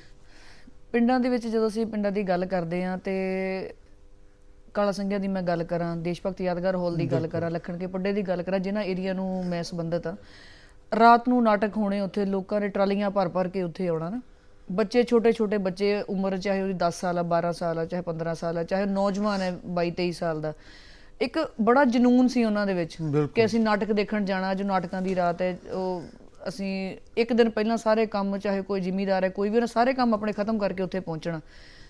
ਉਹ ਰੁਝਾਨ ਹੌਲੀ ਹੌਲੀ ਬਹੁਤ ਮੱਧਮ ਹੋ ਗਿਆ। ਕੀ ਇਹਦਾ ਵੱਡਾ ਤੁਸੀਂ ਕੀ ਕਾਰਨ ਮੰਨਦੇ ਹੋ? ਮੈਂ ਬਿਲਕੁਲ ਤੁਹਾਡੇ ਨਾਲ ਸਹਿਮਤ ਹਾਂ ਕਿ ਅਸੀਂ ਜਿੱਥੇ ਤੁਸੀਂ ਗੱਲ ਕਰ ਰਹੇ ਹੋ, ਲੱਖਣ ਕੇ ਪੱਡਾ, ਕਾਲਾ ਸੰਘੀਆਂ, ਇਹ ਸਾਰੀਆਂ ਥਾਵਾਂ ਦੇ ਉੱਤੇ ਮੈਂ ਗੁਰਸ਼ਰਨ ਭਾਜੀ ਨਾਲ ਵੀ, ਔਰ ਉਹਨਾਂ ਤੋਂ ਬਾਅਦ ਵੀ ਮੈਂ ਆਪਣੇ ਗਰੁੱਪ ਨਾਲ ਵੀ ਮੈਂ ਬਹੁਤ ਜਾਂਦਾ ਰਿਹਾ ਇਹਨਾਂ ਪਿੰਡਾਂ ਦੇ ਵਿੱਚ, ਕਿਉਂਕਿ ਇੱਥੇ ਬੜੇ ਕਮਿਟਡ ਦਰਸ਼ਕ ਤੇ ਜਿਹੜੀਆਂ ਸੰਸਥਾਵਾਂ ਬਹੁਤ ਕਮਿਟਮੈਂਟ ਨਾਲ ਜਿਹੜੀਆਂ ਕਿ ਕੰਮ ਕਰਨ ਵਾਲੀਆਂ ਸੀਗੀਆਂ। ਦੇਸ਼ ਭਗਤ ਹਾਲ ਤੇ ਹਰ ਸਾਲ ਹੀ ਬਹੁਤ ਵੱਡੀ ਤਾਦਾਦ ਵਿੱਚ ਮੇਲਾ ਲੱਗਦਾ ਤੇ ਉੱਥੇ ਅਸੀਂ ਪਾਰਟਿਸਿਪੇਟ ਕਰਦੇ ਵੀ ਹਾਂ। ਪਰ ਮੈਨੂੰ ਲੱਗਦਾ ਕਿ ਉਹਦਾ ਜਿਹੜੇ ਦੇਖਣ ਵਾਲਿਆਂ ਵੱਲੋਂ ਕੋਈ ਇਹੋ ਜਿਹੀ ਕਮੀ ਨਹੀਂ ਹੈ, ਪਰ ਸਾਡੀ ਪਹੁੰਚ ਕਿਸ ਤਰ੍ਹਾਂ ਦੀ ਹੈ ਇਹ ਬੜੀ ਜ਼ਰੂਰੀ ਗੱਲ ਹੈ। ਇਹ ਨੋ ਡਾਊਟ ਕਿ ਬਹੁਤ ਸਾਰਾ ਕੰਮ ਜਿਹੜਾ ਲਹਿਰਾਂ ਦੇ ਨਾਲ ਤੁਰਦਾ ਵਾ, ਕੋਈ ਸਮੇਂ ਦੀਆਂ ਲਹਿਰਾਂ ਹੁੰਦੀਆਂ, ਉਹ ਆਪਣੇ ਨਾਲ ਨਾਲ ਇਸ ਤਰ੍ਹਾਂ ਦੀ ਐਕਟੀਵਿਟੀ ਨੂੰ ਲੈ ਕੇ ਤੁਰਦੀਆਂ ਨੇ। ਸਮਿਆਂ ਦੇ ਨਾਲ ਕਈ ਲਹਿਰਾਂ ਬਦਲਦੀਆਂ ਨੇ, ਘਟਦੀਆਂ ਨੇ, ਵੱਧਦੀਆਂ ਵੀ ਨੇ। ਮੇਰਾ ਖਿਆਲ ਸ਼ਾਇਦ ਇਹੋ ਜਿਹੇ ਕਾਰਨ ਨੇ ਕਿ, ਪਰ ਹੁਣ ਕਿਉਂਕਿ ਬਹੁਤ ਕੁਝ ਮੀਡੀਆ ਵੀ ਆ ਗਿਆ ਵਾ, ਕਈ ਤਰ੍ਹਾਂ ਦੇ ਰੁਝਾਨ ਵੀ ਬਦਲੇ ਨੇ, ਬਹੁਤ ਸਾਰਾ ਕੁਝ ਲੋਕਾਂ ਦੇ ਜਿਹੜੇ ਕਿ ਆਪਣੇ ਟੇਸਟ ਵੀ ਬਦਲੇ ਨੇ ਨੌਜਵਾਨਾਂ ਦੇ ਜਿਹੜੇ ਆ, ਔਰ ਖਾਸ ਤੌਰ ਤੇ ਇਸ ਵੇਲੇ ਜਿਹੜਾ ਪੰਜਾਬ ਦਾ ਨੌਜਵਾਨ ਹੈ ਜਿੰਨਾ ਰਾਹਾਂ ਨੂੰ ਤੁਰ ਪਿਆ ਵਾ, ਉਹ ਇੱਕ ਹੋਰ ਤਰ੍ਹਾਂ ਦਾ ਰੁਝਾਨ ਹੈ। ਤੇ ਮੈਨੂੰ ਲੱਗਦਾ ਕਿ ਵੈਸੇ ਇਹਨਾਂ ਸਮਿਆਂ ਵਿੱਚ ਥੀਏਟਰ ਦੀ ਜ਼ਿਆਦਾ ਲੋੜ ਹੈ, ਜ਼ਿਆਦਾ, ਬਿਲਕੁਲ ਜ਼ਿਆਦਾ, ਕਿਉਂਕਿ ਥੀਏਟਰ ਜਿਹੜਾ ਬਹੁਤ ਵੱਡੀ ਭੂਮਿਕਾ ਨਿਭਾ ਸਕਦਾ ਵਾ ਇਹਨਾਂ ਸਾਰੀਆਂ ਚੀਜ਼ਾਂ ਨੂੰ, ਜਿਹੜੇ ਚੈਲੰਜ ਜਿਹੜੇ ਆ ਉਹਨਾਂ ਨੂੰ ਐਕਸੈਪਟ ਕਰਨ ਵਾਸਤੇ ਔਰ ਉਹਨਾਂ ਨੂੰ ਇੱਕ ਸੁਨੇਹਾ ਦੇਣ ਵਾਸਤੇ। ਔਰ ਮੈਨੂੰ ਲੱਗਦਾ ਕਿ ਥੀਏਟਰ ਵਾਲਿਆਂ ਨੂੰ ਜ਼ਿਆਦਾ ਪਿੰਡਾਂ ਵਿੱਚ ਸਾਨੂੰ ਜ਼ਿਆਦਾ ਜਾਣਾ ਚਾਹੀਦਾ। ਜਦੋਂ ਅਸੀਂ ਧਾਲੀਵਾਲ ਸਾਹਿਬ ਕਿਸੇ ਥੀਏਟਰ ਦੇ ਬੰਦੇ ਨਾਲ ਗੱਲ ਕਰਦੇ ਨਾ, ਜਦੋਂ ਉਹ ਬੰਦਾ ਇੱਕ ਵੀ ਗੱਲ ਸਾਡੇ ਨਾਲ ਕਰਦਾ, ਚਾਹੇ ਸਾਡੀ ਸਤਿ ਸ਼੍ਰੀ ਅਕਾਲ ਦਾ ਜਵਾਬ ਦੇਵੇ, ਚਾਹੇ ਕੋਈ ਵੀ ਗੱਲ ਦਾ, ਉਹਦੇ ਗੱਲ ਕਰਦਿਆਂ ਹੀ ਉਹਦੀ ਪੂਰੀ ਸ਼ਖਸੀਅਤ ਬਾਰੇ ਸਾਨੂੰ ਪਤਾ ਲੱਗ ਜਾਂਦਾ, ਔਰ ਪਤਾ ਲੱਗਦਾ ਕਿ ਇਹ ਕੋਈ ਆਮ ਇਨਸਾਨ ਨਹੀਂ ਹੈ, ਕਿਉਂਕਿ ਉਹਦਾ ਕੌਨਫੀਡੈਂਸ ਲੈਵਲ, ਉਹਦੀ ਗੱਲਬਾਤ ਕਰਨ ਦਾ ਤਰੀਕਾ, ਉਹਦੀ ਗੱਲ ਤੇ ਪਕੜ ਇੰਨੀ ਅੱਛੀ ਹੁੰਦੀ ਹੈ ਕਿ ਸਾਨੂੰ ਇੱਕਦਮ ਪਤਾ, ਸਾਡੇ ਮਾਈਂਡ ਦੇ ਵਿੱਚ ਚੀਜ਼ ਕਲਿੱਕ ਕਰਦੀ ਹੈ ਕਿ ਕਿਤੇ ਬੰਦਾ ਥੀਏਟਰ ਦਾ ਤਾਂ ਨਹੀਂ ਹੈ। ਉਹ ਚੀਜ਼ਾਂ ਅੱਜ ਸਾਡੇ ਯੂਥ 'ਚੋਂ ਬਹੁਤ ਘਟ ਗਈਆਂ। ਮੈਂ ਜਲੰਧਰ ਦੀ ਗੱਲ ਕਰਾਂ, ਅਸੀਂ ਜਲੰਧਰ 'ਚ ਰਹਿੰਦੇ ਹਾਂ, ਤਾਂ ਆਉਂਦੇ ਜਾਂਦੇ ਗਾਹੇ ਬਗਾਹੇ ਦੇਸ਼ ਭਗਤ ਯਾਦਗਾਰ ਹਾਲ ਨਜ਼ਰ ਜਾਂਦੀ ਹੈ। ਉੱਥੇ ਇੱਕ ਸਟੇਜ ਜਿਹੜੀ ਬਾਹਰ ਬਣੀ ਹੋਈ ਹੈ, ਮੋਸਟਲੀ ਜਿੰਨੇ ਥੀਏਟਰ ਗਰੁੱਪ ਹੈ ਉੱਥੇ ਹੀ ਆਪਣੀਆਂ ਰਿਹਰਸਲਸ ਕਰਦੇ ਨੇ। ਅੰਮ੍ਰਿਤਸਰ 'ਚ ਤੁਸੀਂ ਬਹੁਤ ਅੱਛਾ ਕੰਮ ਕਰ ਰਹੇ ਹੋ। ਇੱਦਾਂ ਜਲੰਧਰ ਜਾਂ ਬਾਕੀ ਜ਼ਿਲ੍ਹਿਆਂ ਦੇ ਵਿੱਚ ਕੋਈ ਸੱਚ ਕੋਈ ਪਲੇਟਫਾਰਮ ਹੈ ਜਿਨ੍ਹਾਂ ਦੇ ਉੱਤੇ ਅਸੀਂ ਰੰਗਮੰਚ ਨੂੰ ਪ੍ਰਮੋਟ ਕਰ ਸਕੀਏ? ਮੈਨੂੰ ਲੱਗਦਾ ਹੈ ਕਿ ਇਹਦੇ ਵੱਲ ਬਹੁਤ ਧਿਆਨ ਦੇਣ ਦੀ ਲੋੜ ਹੈ। ਸਾਡੇ ਕੋਲ ਅੰਮ੍ਰਿਤਸਰ ਦੇ ਵਿੱਚ ਤੇ ਖੈਰ ਬਹੁਤ ਸਾਰੇ, ਸਾਡੇ ਕੋਲ ਪੰਜਾਬ ਨਾਟਸ਼ਾਲਾ ਹੈ, ਵਿਰਸਾ ਵਿਹਾਰ ਹੈ, ਸਾਡੇ ਕੋਲ ਪ੍ਰੀਤ ਨਗਰ ਦਾ ਜਿਹੜਾ ਉੱਥੇ ਪ੍ਰੀਤ ਵਿਹਾਰ ਜਿਹੜਾ ਕਿ ਪੂਰਾ ਬਣਿਆ ਬਹੁਤ ਵਧੀਆ, ਸਾਡੇ ਕੋਲ ਬਲਰਾਜ ਸਾਨੀ ਓਪਨ 에ਅਰ ਥੀਏਟਰ ਉੱਥੇ ਬਣਿਆ ਹੋਇਆ ਪ੍ਰੀਤ ਨਗਰ ਦੇ ਵਿੱਚ। ਬਹੁਤ ਸਾਰੇ ਅੰਮ੍ਰਿਤਸਰ ਸ਼ਹਿਰ ਦੇ ਵਿੱਚ ਬਹੁਤ ਸਾਰੇ ਓਪਨ 에ਅਰ ਥੀਏਟਰ ਆਡੀਟੋਰੀਅਮ 8-10 ਦੇ ਕਰੀਬ ਨੇ, ਔਰ ਉੱਥੇ ਥੀਏਟਰ ਗਰੁੱਪ ਵੀ ਬਹੁਤ ਸਾਰੇ ਨੇ, ਔਰ ਉਹਨਾਂ ਲਈ ਖੈਰ ਇੱਕ ਇਹ ਸਾਰੀਆਂ ਪਰ ਹੈ ਇੰਡੀਵਿਜੂਅਲ ਐਫਰਟਸ ਨੇ ਜਿਹਦੇ ਕਰਕੇ ਲੱਗੇ ਹੋਏ ਨੇ। ਇਸੇ ਤਰ੍ਹਾਂ ਜਿਵੇਂ ਤੁਸੀਂ ਜ਼ਿਕਰ ਕੀਤਾ ਕਿ ਜਲੰਧਰ ਵਿੱਚ ਦੇਸ਼ ਭਗਤ ਹਾਲ ਹੈ, ਉਹ ਪ੍ਰਮੋਟ ਕਰ ਰਹੇ ਨੇ ਥੀਏਟਰ ਨੂੰ। ਮੈਨੂੰ ਲੱਗਦਾ ਕਿ ਜਿਹੀਆਂ ਹੋਰ ਸੰਸਥਾਵਾਂ ਦੀ ਲੋੜ ਹੈ, ਔਰ ਹਰ ਸ਼ਹਿਰ ਦੇ ਵਿੱਚ, ਚਾਹੇ ਉਹ ਲੁਧਿਆਣੇ ਦੇ ਵਿੱਚ ਪੰਜਾਬੀ ਸਾਹਿਤ ਅਕੈਡਮੀ ਦਾ ਪੰਜਾਬੀ ਭਵਨ ਹੋਵੇ, ਉਹਦੇ ਵਿੱਚ ਰਿਹਰਸਲਾਂ ਚੱਲ ਰਹੀਆਂ ਹੋਣ, ਜਾਂ ਪਟਿਆਲੇ ਦੇ ਆਡੀਟੋਰੀਅਮ ਹੋਣ, ਚੰਡੀਗੜ੍ਹ ਦੇ ਹੋਣ, ਬਠਿੰਡੇ ਦਾ ਓਪਨ 에ਅਰ ਥੀਏਟਰ ਹੋਵੇ, ਚਾਹੇ ਇਹ ਜਿਹੜੀਆਂ ਇੰਡੀਵਿਜੂਅਲ ਐਫਰਟਸ ਹੋ ਰਹੀਆਂ, ਮੇਰੇ ਖਿਆਲ ਇਹ ਕੁਝ ਕੰਟਰੀਬਿਊਟ ਕਰ ਰਹੀਆਂ। ਹੋਰਨਾਂ ਵੱਲੋਂ ਮੈਂ ਕਹਾਂ, ਸਰਕਾਰਾਂ ਵੱਲੋਂ ਜਾਂ ਦੂਸਰਿਆਂ ਵੱਲੋਂ ਕਿੰਨਾ ਕੁ ਕੰਮ ਹੋ ਰਿਹਾ ਉਹਦੇ ਬਾਰੇ ਮੈਂ ਨਾ ਵੀ ਗੱਲ ਕਰਾਂ, ਪਰ ਮੈਂ ਇਹ ਜਿਹੜੀਆਂ ਇੰਡੀਵਿਜੂਅਲ ਐਫਰਟਸ ਹੋ ਰਹੀਆਂ ਨੇ ਉਹਦੇ ਬਾਰੇ ਸਾਨੂੰ ਜਿਹੜਾ ਕਿ ਜ਼ਰੂਰ ਧਿਆਨ ਦੇਣਾ ਚਾਹੀਦਾ। ਚਾਹੇ ਉਹ ਨਾਰੰਗਵਾਲ ਦੇ ਵਿੱਚ ਹੋਵੇ, ਚਾਹੇ ਉਹ ਮੁੱਲਾਂਪੁਰ ਦੇ ਵਿੱਚ ਓਪਨ 에ਅਰ ਥੇ ਉਹਨਾਂ ਨੇ ਆਡੀਟੋਰੀਅਮ ਬਣਾਇਆ, ਗੁਰਸ਼ਰਨ ਕਲਾ ਭਵਨ, ਕਮਾਲ ਦਾ ਆਡੀਟੋਰੀਅਮ। ਮੈਂ ਮਾਫੀ ਚਾਹੁੰਦੀ ਤੁਹਾਡੀ ਗੱਲ ਰੋਕਣ ਲਈ, ਇੱਕ ਫੋਨ ਕਾਲ ਸਾਡੇ ਕੋਲ ਆ ਚੁੱਕੀ ਹੈ ਜੀ। ਸਵਾਗਤ ਕਰਦੇ ਹਾਂ ਬਹੁਤ ਬਹੁਤ ਸਟੂਡੀਓ ਦੇ ਵਿੱਚ। हेलो, मेरी गुजारिश है कि अपने टीवी सेट की आवाज़ बिल्कुल कट करके सिर्फ टैलीफोन राही साडे नाल गलबात करो। हेलो, हाँ जी जी। ਤੇ ਇਹ ਜਿਹੜੀਆਂ ਇੰਡੀਵਿਜੂਅਲ ਐਫਰਟਸ ਹੋ ਰਹੀਆਂ ਜਿਨ੍ਹਾਂ ਦਾ ਮੈਂ ਜ਼ਿਕਰ ਕਰ ਰਿਹਾ ਇਸ ਮੈਂ ਜ਼ਿਕਰ ਕਰਨਾ ਚਾਹੁੰਦਾ ਤਾਂ ਕਿ ਸਾਡੇ ਦਰਸ਼ਕ ਜਿਹੜੇ ਆ ਉਹ ਜਾਣ ਸਕਣ ਕਿ ਅੰਮ੍ਰਿਤਸਰ ਦੇ ਵਿੱਚ ਜਿਵੇਂ ਪੰਜਾਬ ਨਾਟਸ਼ਾਲਾ ਵਾ, ਸਾਡੇ ਕੋਲ ਮੇਰਾ ਆਪਣਾ ਰੰਗਮੰਚ ਭਵਨ ਹੈ, ਵਿਰਸਾ ਵਿਹਾਰ ਹੈ, ਪ੍ਰੀਤ ਨਗਰ ਦਾ ਆਡੀਟੋਰੀਅਮ ਹੈ, ਇਸੇ ਤਰ੍ਹਾਂ ਹੀ ਸਾਡੇ ਕੋਲ ਵੇਰਕੇ ਦੇ ਵਿੱਚ ਸਾਡਾ ਆਰਟਿਸਟ ਹੈ ਬਲਵਿੰਦਰ, ਉਹਨੇ ਆਪਣੀ ਨਾਟ ਪਲੇਸ ਵੇਰਕਾ ਬਣਾਈ ਹੈ। ਬਿਆਸ ਦੇ ਵਿੱਚ ਹੰਸਾ ਸਿੰਘ ਹੁਰਾਂ ਨੇ ਆਪਣਾ ਓਪਨ 에ਅਰ ਥੀਏਟਰ ਬਣਾਇਆ ਹੋਇਆ, ਰਾਏਕੋਟ ਦੇ ਵਿੱਚ ਬਣਿਆ ਹੋਇਆ ਸੋਮਪਾਲ ਹੀਰਾ ਨੇ ਆਪਣਾ ਓਪਨ ਥੀਏਟਰ ਬਣਾਇਆ। ਸੋ ਇਹ ਜਿਹੜੀਆਂ ਐਫਰਟਸ ਹੋ ਰਹੀਆਂ ਇਹ ਬਹੁਤ ਕੰਟਰੀਬਿਊਟ ਕਰਦੀਆਂ ਪਈਆਂ ਥੀਏਟਰ ਵਾਸਤੇ, ਤੇ ਮੈਨੂੰ ਲੱਗਦਾ ਕਿ ਇਦਾਂ ਦੀਆਂ ਜਿਹੜੀਆਂ ਐਫਰਟਸ ਕਰਨ ਦੀ ਹੋਰਨਾਂ ਵੀ ਬਹੁਤ ਥਾਵਾਂ ਦੇ ਉੱਤੇ ਲੋੜ ਹੈ, ਤਾਂ ਜੋ ਪੰਜਾਬ ਦਾ ਥੀਏਟਰ ਹੈ, ਤੁਸੀਂ ਪੂਰੇ ਦੇ ਪੂਰੇ ਨਾਰਥ ਇੰਡੀਆ ਦੇ ਵਿੱਚ ਵੇਖੋ ਇੰਨਾ ਕਿਧਰੇ ਵੀ ਹੋਰ ਪੰਜਾਬੀ ਕੀ ਯਾਨੀ ਥੀਏਟਰ ਨਹੀਂ ਹੋ ਰਿਹਾ ਪੂਰੇ ਨਾਰਥ ਇੰਡੀਆ ਦੇ ਵਿੱਚ ਜਿੰਨਾ ਕਿ ਪੰਜਾਬ ਦੇ ਵਿੱਚ ਹੋ ਰਿਹਾ। ਪੰਜਾਬ ਦੇ ਵਿੱਚ ਪਿੰਡ ਦੇ ਥੀਏਟਰ ਦਾ ਜਿਹੜਾ ਸਾਡਾ ਪਿੰਡੂ ਥੀਏਟਰ ਹੈ ਉਹਦੀ ਬੜੀ ਵੱਡੀ ਕੰਟਰੀਬਿਊਸ਼ਨ ਹੈ, ਉਹ ਭਾਜੀ ਗੁਰਸ਼ਰਨ ਸਿੰਘ ਹੋਰਾਂ ਨੇ ਕੀਤਾ, ਅਜਮੇਰ ਔਲਖ ਹੋਰਾਂ ਨੇ ਕੀਤਾ, ਔਰ ਇਸ ਵੇਲੇ ਬਹੁਤ ਸਾਰੇ ਬੇਸ਼ੁਮਾਰ ਥੀਏਟਰ ਗਰੁੱਪ ਹੈ ਜਿਹੜੇ ਪਿੰਡਾਂ ਦੇ ਵਿੱਚ ਜਾ ਕੇ ਜਿਹੜੇ ਉਹ ਨਸ਼ਿਆਂ ਦੇ ਖਿਲਾਫ, ਭਰੂਣ ਹੱਤਿਆ ਦੇ ਖਿਲਾਫ, ਕਿਸਾਨ ਖੁਦਕਸ਼ੀਆਂ ਦੇ ਖਿਲਾਫ, ਬੇਜ਼ਮੀਨੇ ਲੋਕਾਂ ਦੇ ਲਈ, ਸੋ ਇਹੋ ਜਿਹੇ ਨਾਟਕ ਜਿਹੜੇ ਆ ਉਹ ਉੱਥੇ ਪਿੰਡਾਂ ਦੇ ਵਿੱਚ ਕਰਦੇ ਪਏ ਜੀ। ਇੱਕ ਹੋਰ ਫੋਨ ਕਾਲ ਕੇਵਲ ਜੀ ਸਾਡੇ ਕੋਲ ਆ ਗਈ ਹੈ ਜੀ, ਸਵਾਗਤ ਕਰਦੇ ਹਾਂ। ਹਾਂ ਜੀ, ਸਵਾਗਤ ਕਰਦੇ ਹਾਂ ਜੀ। ਹਾਂ, ਸਤਿਕਾਰਯੋਗ ਨਵਜੋਤ ਜੀ ਤੇ ਧਾਲੀਵਾਲ ਸਾਹਿਬ ਜੀ ਜੀ। ਗੱਲਾਂ ਬਹੁਤ ਸੁਣਨ ਦੇ ਵਿੱਚ ਆ ਰਹੀਆਂ ਨੇ, ਤੁਹਾਡੀਆਂ ਬਹੁਤ ਸੁਣ ਰਹੇ ਆ, ਵਧੀਆ ਲੱਗ ਰਹੀਆਂ ਨੇ ਜੀ। ਪਹਿਲੀ ਜਾਣਕਾਰੀ ਤਾਂ ਮੈਨੂੰ ਇਹ ਦਿਓ ਵੀ ਤੁਸੀਂ ਹੁਣ ਤੱਕ ਕਿੰਨੇ ਨਾਟਕ ਲਿਖੇ ਨੇ ਜੀ। ਦੂਜੀ ਗੱਲ ਵੀ ਕਿੱਥੇ ਤੱਕ ਪੜ੍ਹਾਈ ਕੀਤੀ ਆ। ਤੀਜੀ ਗੱਲ, ਜਿਹੜਾ ਅੱਜ ਕੱਲ ਨਸ਼ਿਆਂ ਦਾ ਚੱਕਰ ਚੱਲਿਆ ਜਾਂ ਹੋਰ ਸਮੱਸਿਆਵਾਂ ਪੰਜਾਬ ਦੇ ਵਿੱਚ ਜਾਂ ਪੂਰੀ ਦੁਨੀਆ ਦੇ ਵਿੱਚ ਫੈਲੀਆਂ ਹੋਈਆਂ ਨੇ, ਕੀ ਇਹ ਕਾਰਨ ਹੈਗਾ ਸਾਡਾ ਸਾਹਿਤ ਨਾਲੋਂ ਟੁੱਟਣਾ ਜਾਂ ਨਾਟਕ ਨਾਲੋਂ ਜਾਂ ਜਿਹੜੀਆਂ ਲੋਕ ਕਲਾਵਾਂ ਨੇ? ਜੀ ਸਰ, ਮੈਂ ਬਹੁਤ ਸਾਰੇ ਨਾਟਕ, ਮੈਂ ਤਾਂ ਬਹੁਤੇ ਮੁੱਖ ਰੂਪ ਵਿੱਚ ਮੈਂ ਡਾਇਰੈਕਟਰ ਹਾਂ, ਥੀਏਟਰ ਦਾ ਨਿਰਦੇਸ਼ਨਾ ਕਰਦਾ ਵਾਂ ਜੀ, ਤੇ ਸੋ ਮੈਂ ਕੋਈ 225 ਦੇ ਕਰੀਬ ਨਾਟਕ ਜਿਹੜੇ ਆ ਮੈਂ ਡਾਇਰੈਕਟ ਕੀਤੇ, ਜਿਨ੍ਹਾਂ ਦੇ 8-10 ਹਜ਼ਾਰ ਮੈਂ ਪਰਫਾਰਮੈਂਸ ਕੀਤੀ ਹੈ, ਔਰ ਕੁਝ ਲਿਖੇ ਵੀ ਨੇ ਨਾਟਕ, ਔਰ ਬਹੁਤ ਸਾਰੇ ਜਿਹੜੀ ਤੁਸੀਂ ਗੱਲ ਕੀਤੀ ਮੈਂ ਪੜ੍ਹਾਈ ਕਿੱਥੋਂ ਤੱਕ ਕੀਤੀ, ਮੈਂ ਜਿਹੜੀ ਕਿ ਇਸ ਥੀਏਟਰ ਦੇ ਫੀਲਡ ਦੀ ਬਹੁਤ ਉੱਚੀ ਵਿੱਦਿਆ ਜਿਹੜੀ ਹੈ ਕਿ ਨੈਸ਼ਨਲ ਸਕੂਲ ਆਫ ਡਰਾਮਾ ਤੋਂ ਮੈਂ ਕੀਤੀ ਹੈ ਜੀ। ਔਰ ਦੂਜਾ ਜਿਹੜਾ ਤੁਸੀਂ ਪੁੱਛਿਆ ਕਿ ਇਸ ਵੇਲੇ ਪੰਜਾਬ ਦੇ ਵਿੱਚ ਨਸ਼ਿਆਂ ਦੇ ਖਿਲਾਫ ਬਹੁਤ ਸਾਰੇ ਨਾਟਕ ਹੋ ਰਹੇ ਨੇ, ਔਰ ਜਿਹੜੇ ਭਰੂਣ ਹੱਤਿਆ ਦੇ ਖਿਲਾਫ ਮੈਂ ਹੁਣੇ ਜ਼ਿਕਰ ਕਰਕੇ ਹਟਿਆ ਇਹਨਾਂ ਸਾਰੀਆਂ ਚੀਜ਼ਾਂ ਦਾ ਕਿ ਪੰਜਾਬ ਦੇ ਵਿੱਚ, ਪਰ ਜਿਹੜੀ ਤੁਸੀਂ ਗੱਲ ਕਹਿ ਰਹੇ ਹੋ ਕਿ ਹਾਂ ਇਹ ਜਿਹੜਾ ਕਿ ਸਾਹਿਤ ਨਾਲੋਂ ਟੁੱਟਣਾ, ਮੈਨੂੰ ਲੱਗਦਾ ਕਿ ਹੋਰ ਵੀ ਬਹੁਤ ਸਾਰੇ ਕਾਰਨ ਹੈ। ਜਿਹੜਾ ਕਿ ਬੇਸਿਕ ਕਾਰਨ ਮੈਨੂੰ ਲੱਗਦਾ ਕਿ ਸਾਡੇ ਸ਼ਾਇਦ ਕਿਤੇ ਐਜੂਕੇਸ਼ਨ ਸਿਸਟਮ ਦੇ ਵਿੱਚ ਪਿਆ ਹੋਇਆ ਕਿ ਅਸੀਂ ਬੱਚਿਆਂ ਨੂੰ ਪ੍ਰੇਰਨਾ ਕਿੱਧਰ ਨੂੰ ਦੇਣੀ ਸੀਗੀ, ਅਸੀਂ ਇਹਨਾਂ ਨੂੰ ਤਿਆਰ ਕਿਹੜੇ ਵਾਲੇ ਪਾਸੇ ਨੂੰ ਕਰਨਾ ਸੀ ਔਰ ਕਿਹੜੀਆਂ ਰਾਵਾਂ ਨੂੰ ਤੁਰ ਪਏ ਨੇ। ਔਰ ਮੇਰਾ ਖਿਆਲ ਹੈ ਕਿ ਇਹਨਾਂ ਨੂੰ ਜਿਹੜਾ ਕਿ ਵਾਪਸ ਲਿਆਂਦਾ ਜਾ ਸਕਦਾ ਹੈ ਪ੍ਰੇਰ ਕੇ। ਇਹ ਕੋਈ ਵੱਡੀ ਗੱਲ ਨਹੀਂ, ਹਰ ਸਮੱਸਿਆ ਦਾ ਹੱਲ ਜਿਹੜਾ ਕੀਤਾ ਜਾ ਸਕਦਾ। ਜਿਸ ਤਰ੍ਹਾਂ ਅਸੀਂ ਸਬਜੈਕਟ ਪੜ੍ਹਦੇ ਹਾਂ, ਵਿਸ਼ਾ ਪੜ੍ਹਦੇ ਹਾਂ ਸਕੂਲਾਂ ਕਾਲਜਾਂ ਦੇ ਵਿੱਚ, ਪੰਜਾਬੀ ਇੰਗਲਿਸ਼ ਪੜ੍ਹ ਲਈ ਜਾਂ ਬਾਕੀ ਵਿਸ਼ੇ ਅਸੀਂ ਹੋਰ ਪੜ੍ਹ ਲਏ, ਉਹਦੇ ਨਾਲ ਸਰਕਾਰ ਨੇ ਸਰੀਰਕ ਸਿੱਖਿਆ ਨੂੰ ਜੋੜ ਦਿੱਤਾ, এনवायरमेंट ਸਟੱਡੀ ਨੂੰ ਜੋੜ ਦਿੱਤਾ। ਥੀਏਟਰ ਵੀ ਉਹਦਾ ਇੱਕ ਬਹੁਤ ਜਿਹੜਾ ਇੱਕ ਪਾਰਟ ਜਿਹੜਾ ਉਹ ਹੋਣਾ ਚਾਹੀਦਾ ਤਾਂ ਕਿ ਇਹਨੂੰ ਪ੍ਰਮੋਟ ਕੀਤਾ ਜਾ ਸਕੇ। ਮੈਂ ਬੜਾ ਨਵਜੋਤ ਮੈਂ ਬਹੁਤ ਰੌਲਾ ਪਾਉਣਾ ਵਾਂ, ਮੈਂ ਸਰਕਾਰ ਨੂੰ ਵੀ ਕਹਿਣਾ ਤੇ ਮੈਂ ਹਰ ਥਾਂ ਦੇ ਉੱਤੇ ਸਟੇਜਾਂ ਦੇ ਉੱਤੇ ਕਿ ਸਾਡੇ ਕੋਲ ਐਜੂਕੇਸ਼ਨ ਫੀਲਡ ਦੇ ਵਿੱਚ ਸਾਡੇ ਕੋਲ 뮤직 ਦਾ ਸਬਜੈਕਟ ਹੈਗਾ, ਡਾਂਸ ਦਾ ਹੈਗਾ, ਸਾਡੇ ਕੋਲ ਸ਼ਾਇਦ ਇਦਾਂ ਦੇ ਹੈ ਕਿ ਜਿਹੜੇ ਬਿਲਕੁਲ ਸਾਨੂੰ ਚਾਹੀਦੇ ਵੀ ਨਹੀਂ ਹੈ। ਔਰ ਉਹ ਬਹੁਤ ਸਾਰੇ ਸਬਜੈਕਟ ਆ ਗਏ ਨੇ ਹੁਣ ਤਾਂ ਯੂਨੀਵਰਸਿਟੀਆਂ ਦੇ ਵਿੱਚ, ਕਾਲਜਾਂ ਵਿੱਚ, ਔਰ ਥੀਏਟਰ ਸਬਜੈਕਟ ਜਿਹੜਾ ਕਿਉਂ ਨਹੀਂ ਲਾਗੂ ਹੋ ਸਕਦਾ। ਮੈਨੂੰ ਲੱਗਦਾ ਕਿ ਇਹ ਥੀਏਟਰ ਜਿਹੜਾ ਇਹ ਤੇ 5ਵੀਂ ਕਲਾਸ ਤੋਂ ਹੀ ਸਾਡੇ ਐਜੂਕੇਸ਼ਨ ਦਾ ਹਿੱਸਾ ਬਣ ਜਾਣਾ ਚਾਹੀਦਾ, ਇਹ ਸਬਜੈਕਟ ਦੇ ਤੌਰ ਤੇ ਲਾਗੂ ਹੋਣਾ ਚਾਹੀਦਾ ਵਾ, ਤਾਂ ਜੋ ਜਿਹੜੀਆਂ ਇਹ ਸਾਡੀਆਂ ਜਿਹੜੀ ਕੋਮਲ ਕਲਾਵਾਂ, ਕਿਉਂਕਿ ਥੀਏਟਰ ਦੇ ਵਿੱਚ ਆ ਕੇ ਇਹਦੇ ਵਿੱਚ ਥੀਏਟਰ ਦੇ ਵਿੱਚ ਸਾਹਿਤ ਵੀ ਆ, ਇਹ 'ਚ ਡਾਂਸ ਵੀ ਆ, ਇਹਦੇ ਵਿੱਚ 뮤직 ਵੀ ਆ, ਇਹ 'ਚ ਪੇਂਟਿੰਗ ਵੀ ਆ, ਔਰ ਹਰ ਚੀਜ਼ ਆ ਕੇ ਇਹਦੇ ਵਿੱਚ ਇੱਕ ਥਾਂ ਦੇ ਉੱਤੇ ਸਮੋ ਜਾਂਦੀ ਹੈ। ਇਸ ਲਈ ਬਹੁਤ ਜ਼ਰੂਰੀ ਹੈ ਕਿ ਥੀਏਟਰ ਜਿਹੜਾ ਐਜ਼ ਅ ਸਬਜੈਕਟ ਜਿਹੜਾ ਲਾਗੂ ਕੀਤਾ ਜਾਵੇ, ਤਾਂ ਜੋ ਜਿਹੜੇ ਬੱਚੇ ਨੇ ਇਹਦੇ ਅੰਦਰ ਆ ਕੇ, ਮੈਂ ਸਮਝਦਾ ਕਿ ਜਿਹੜੇ ਬੱਚੇ ਭਟਕਣਾ ਦਾ ਸ਼ਿਕਾਰ ਹੁੰਦੇ ਆ,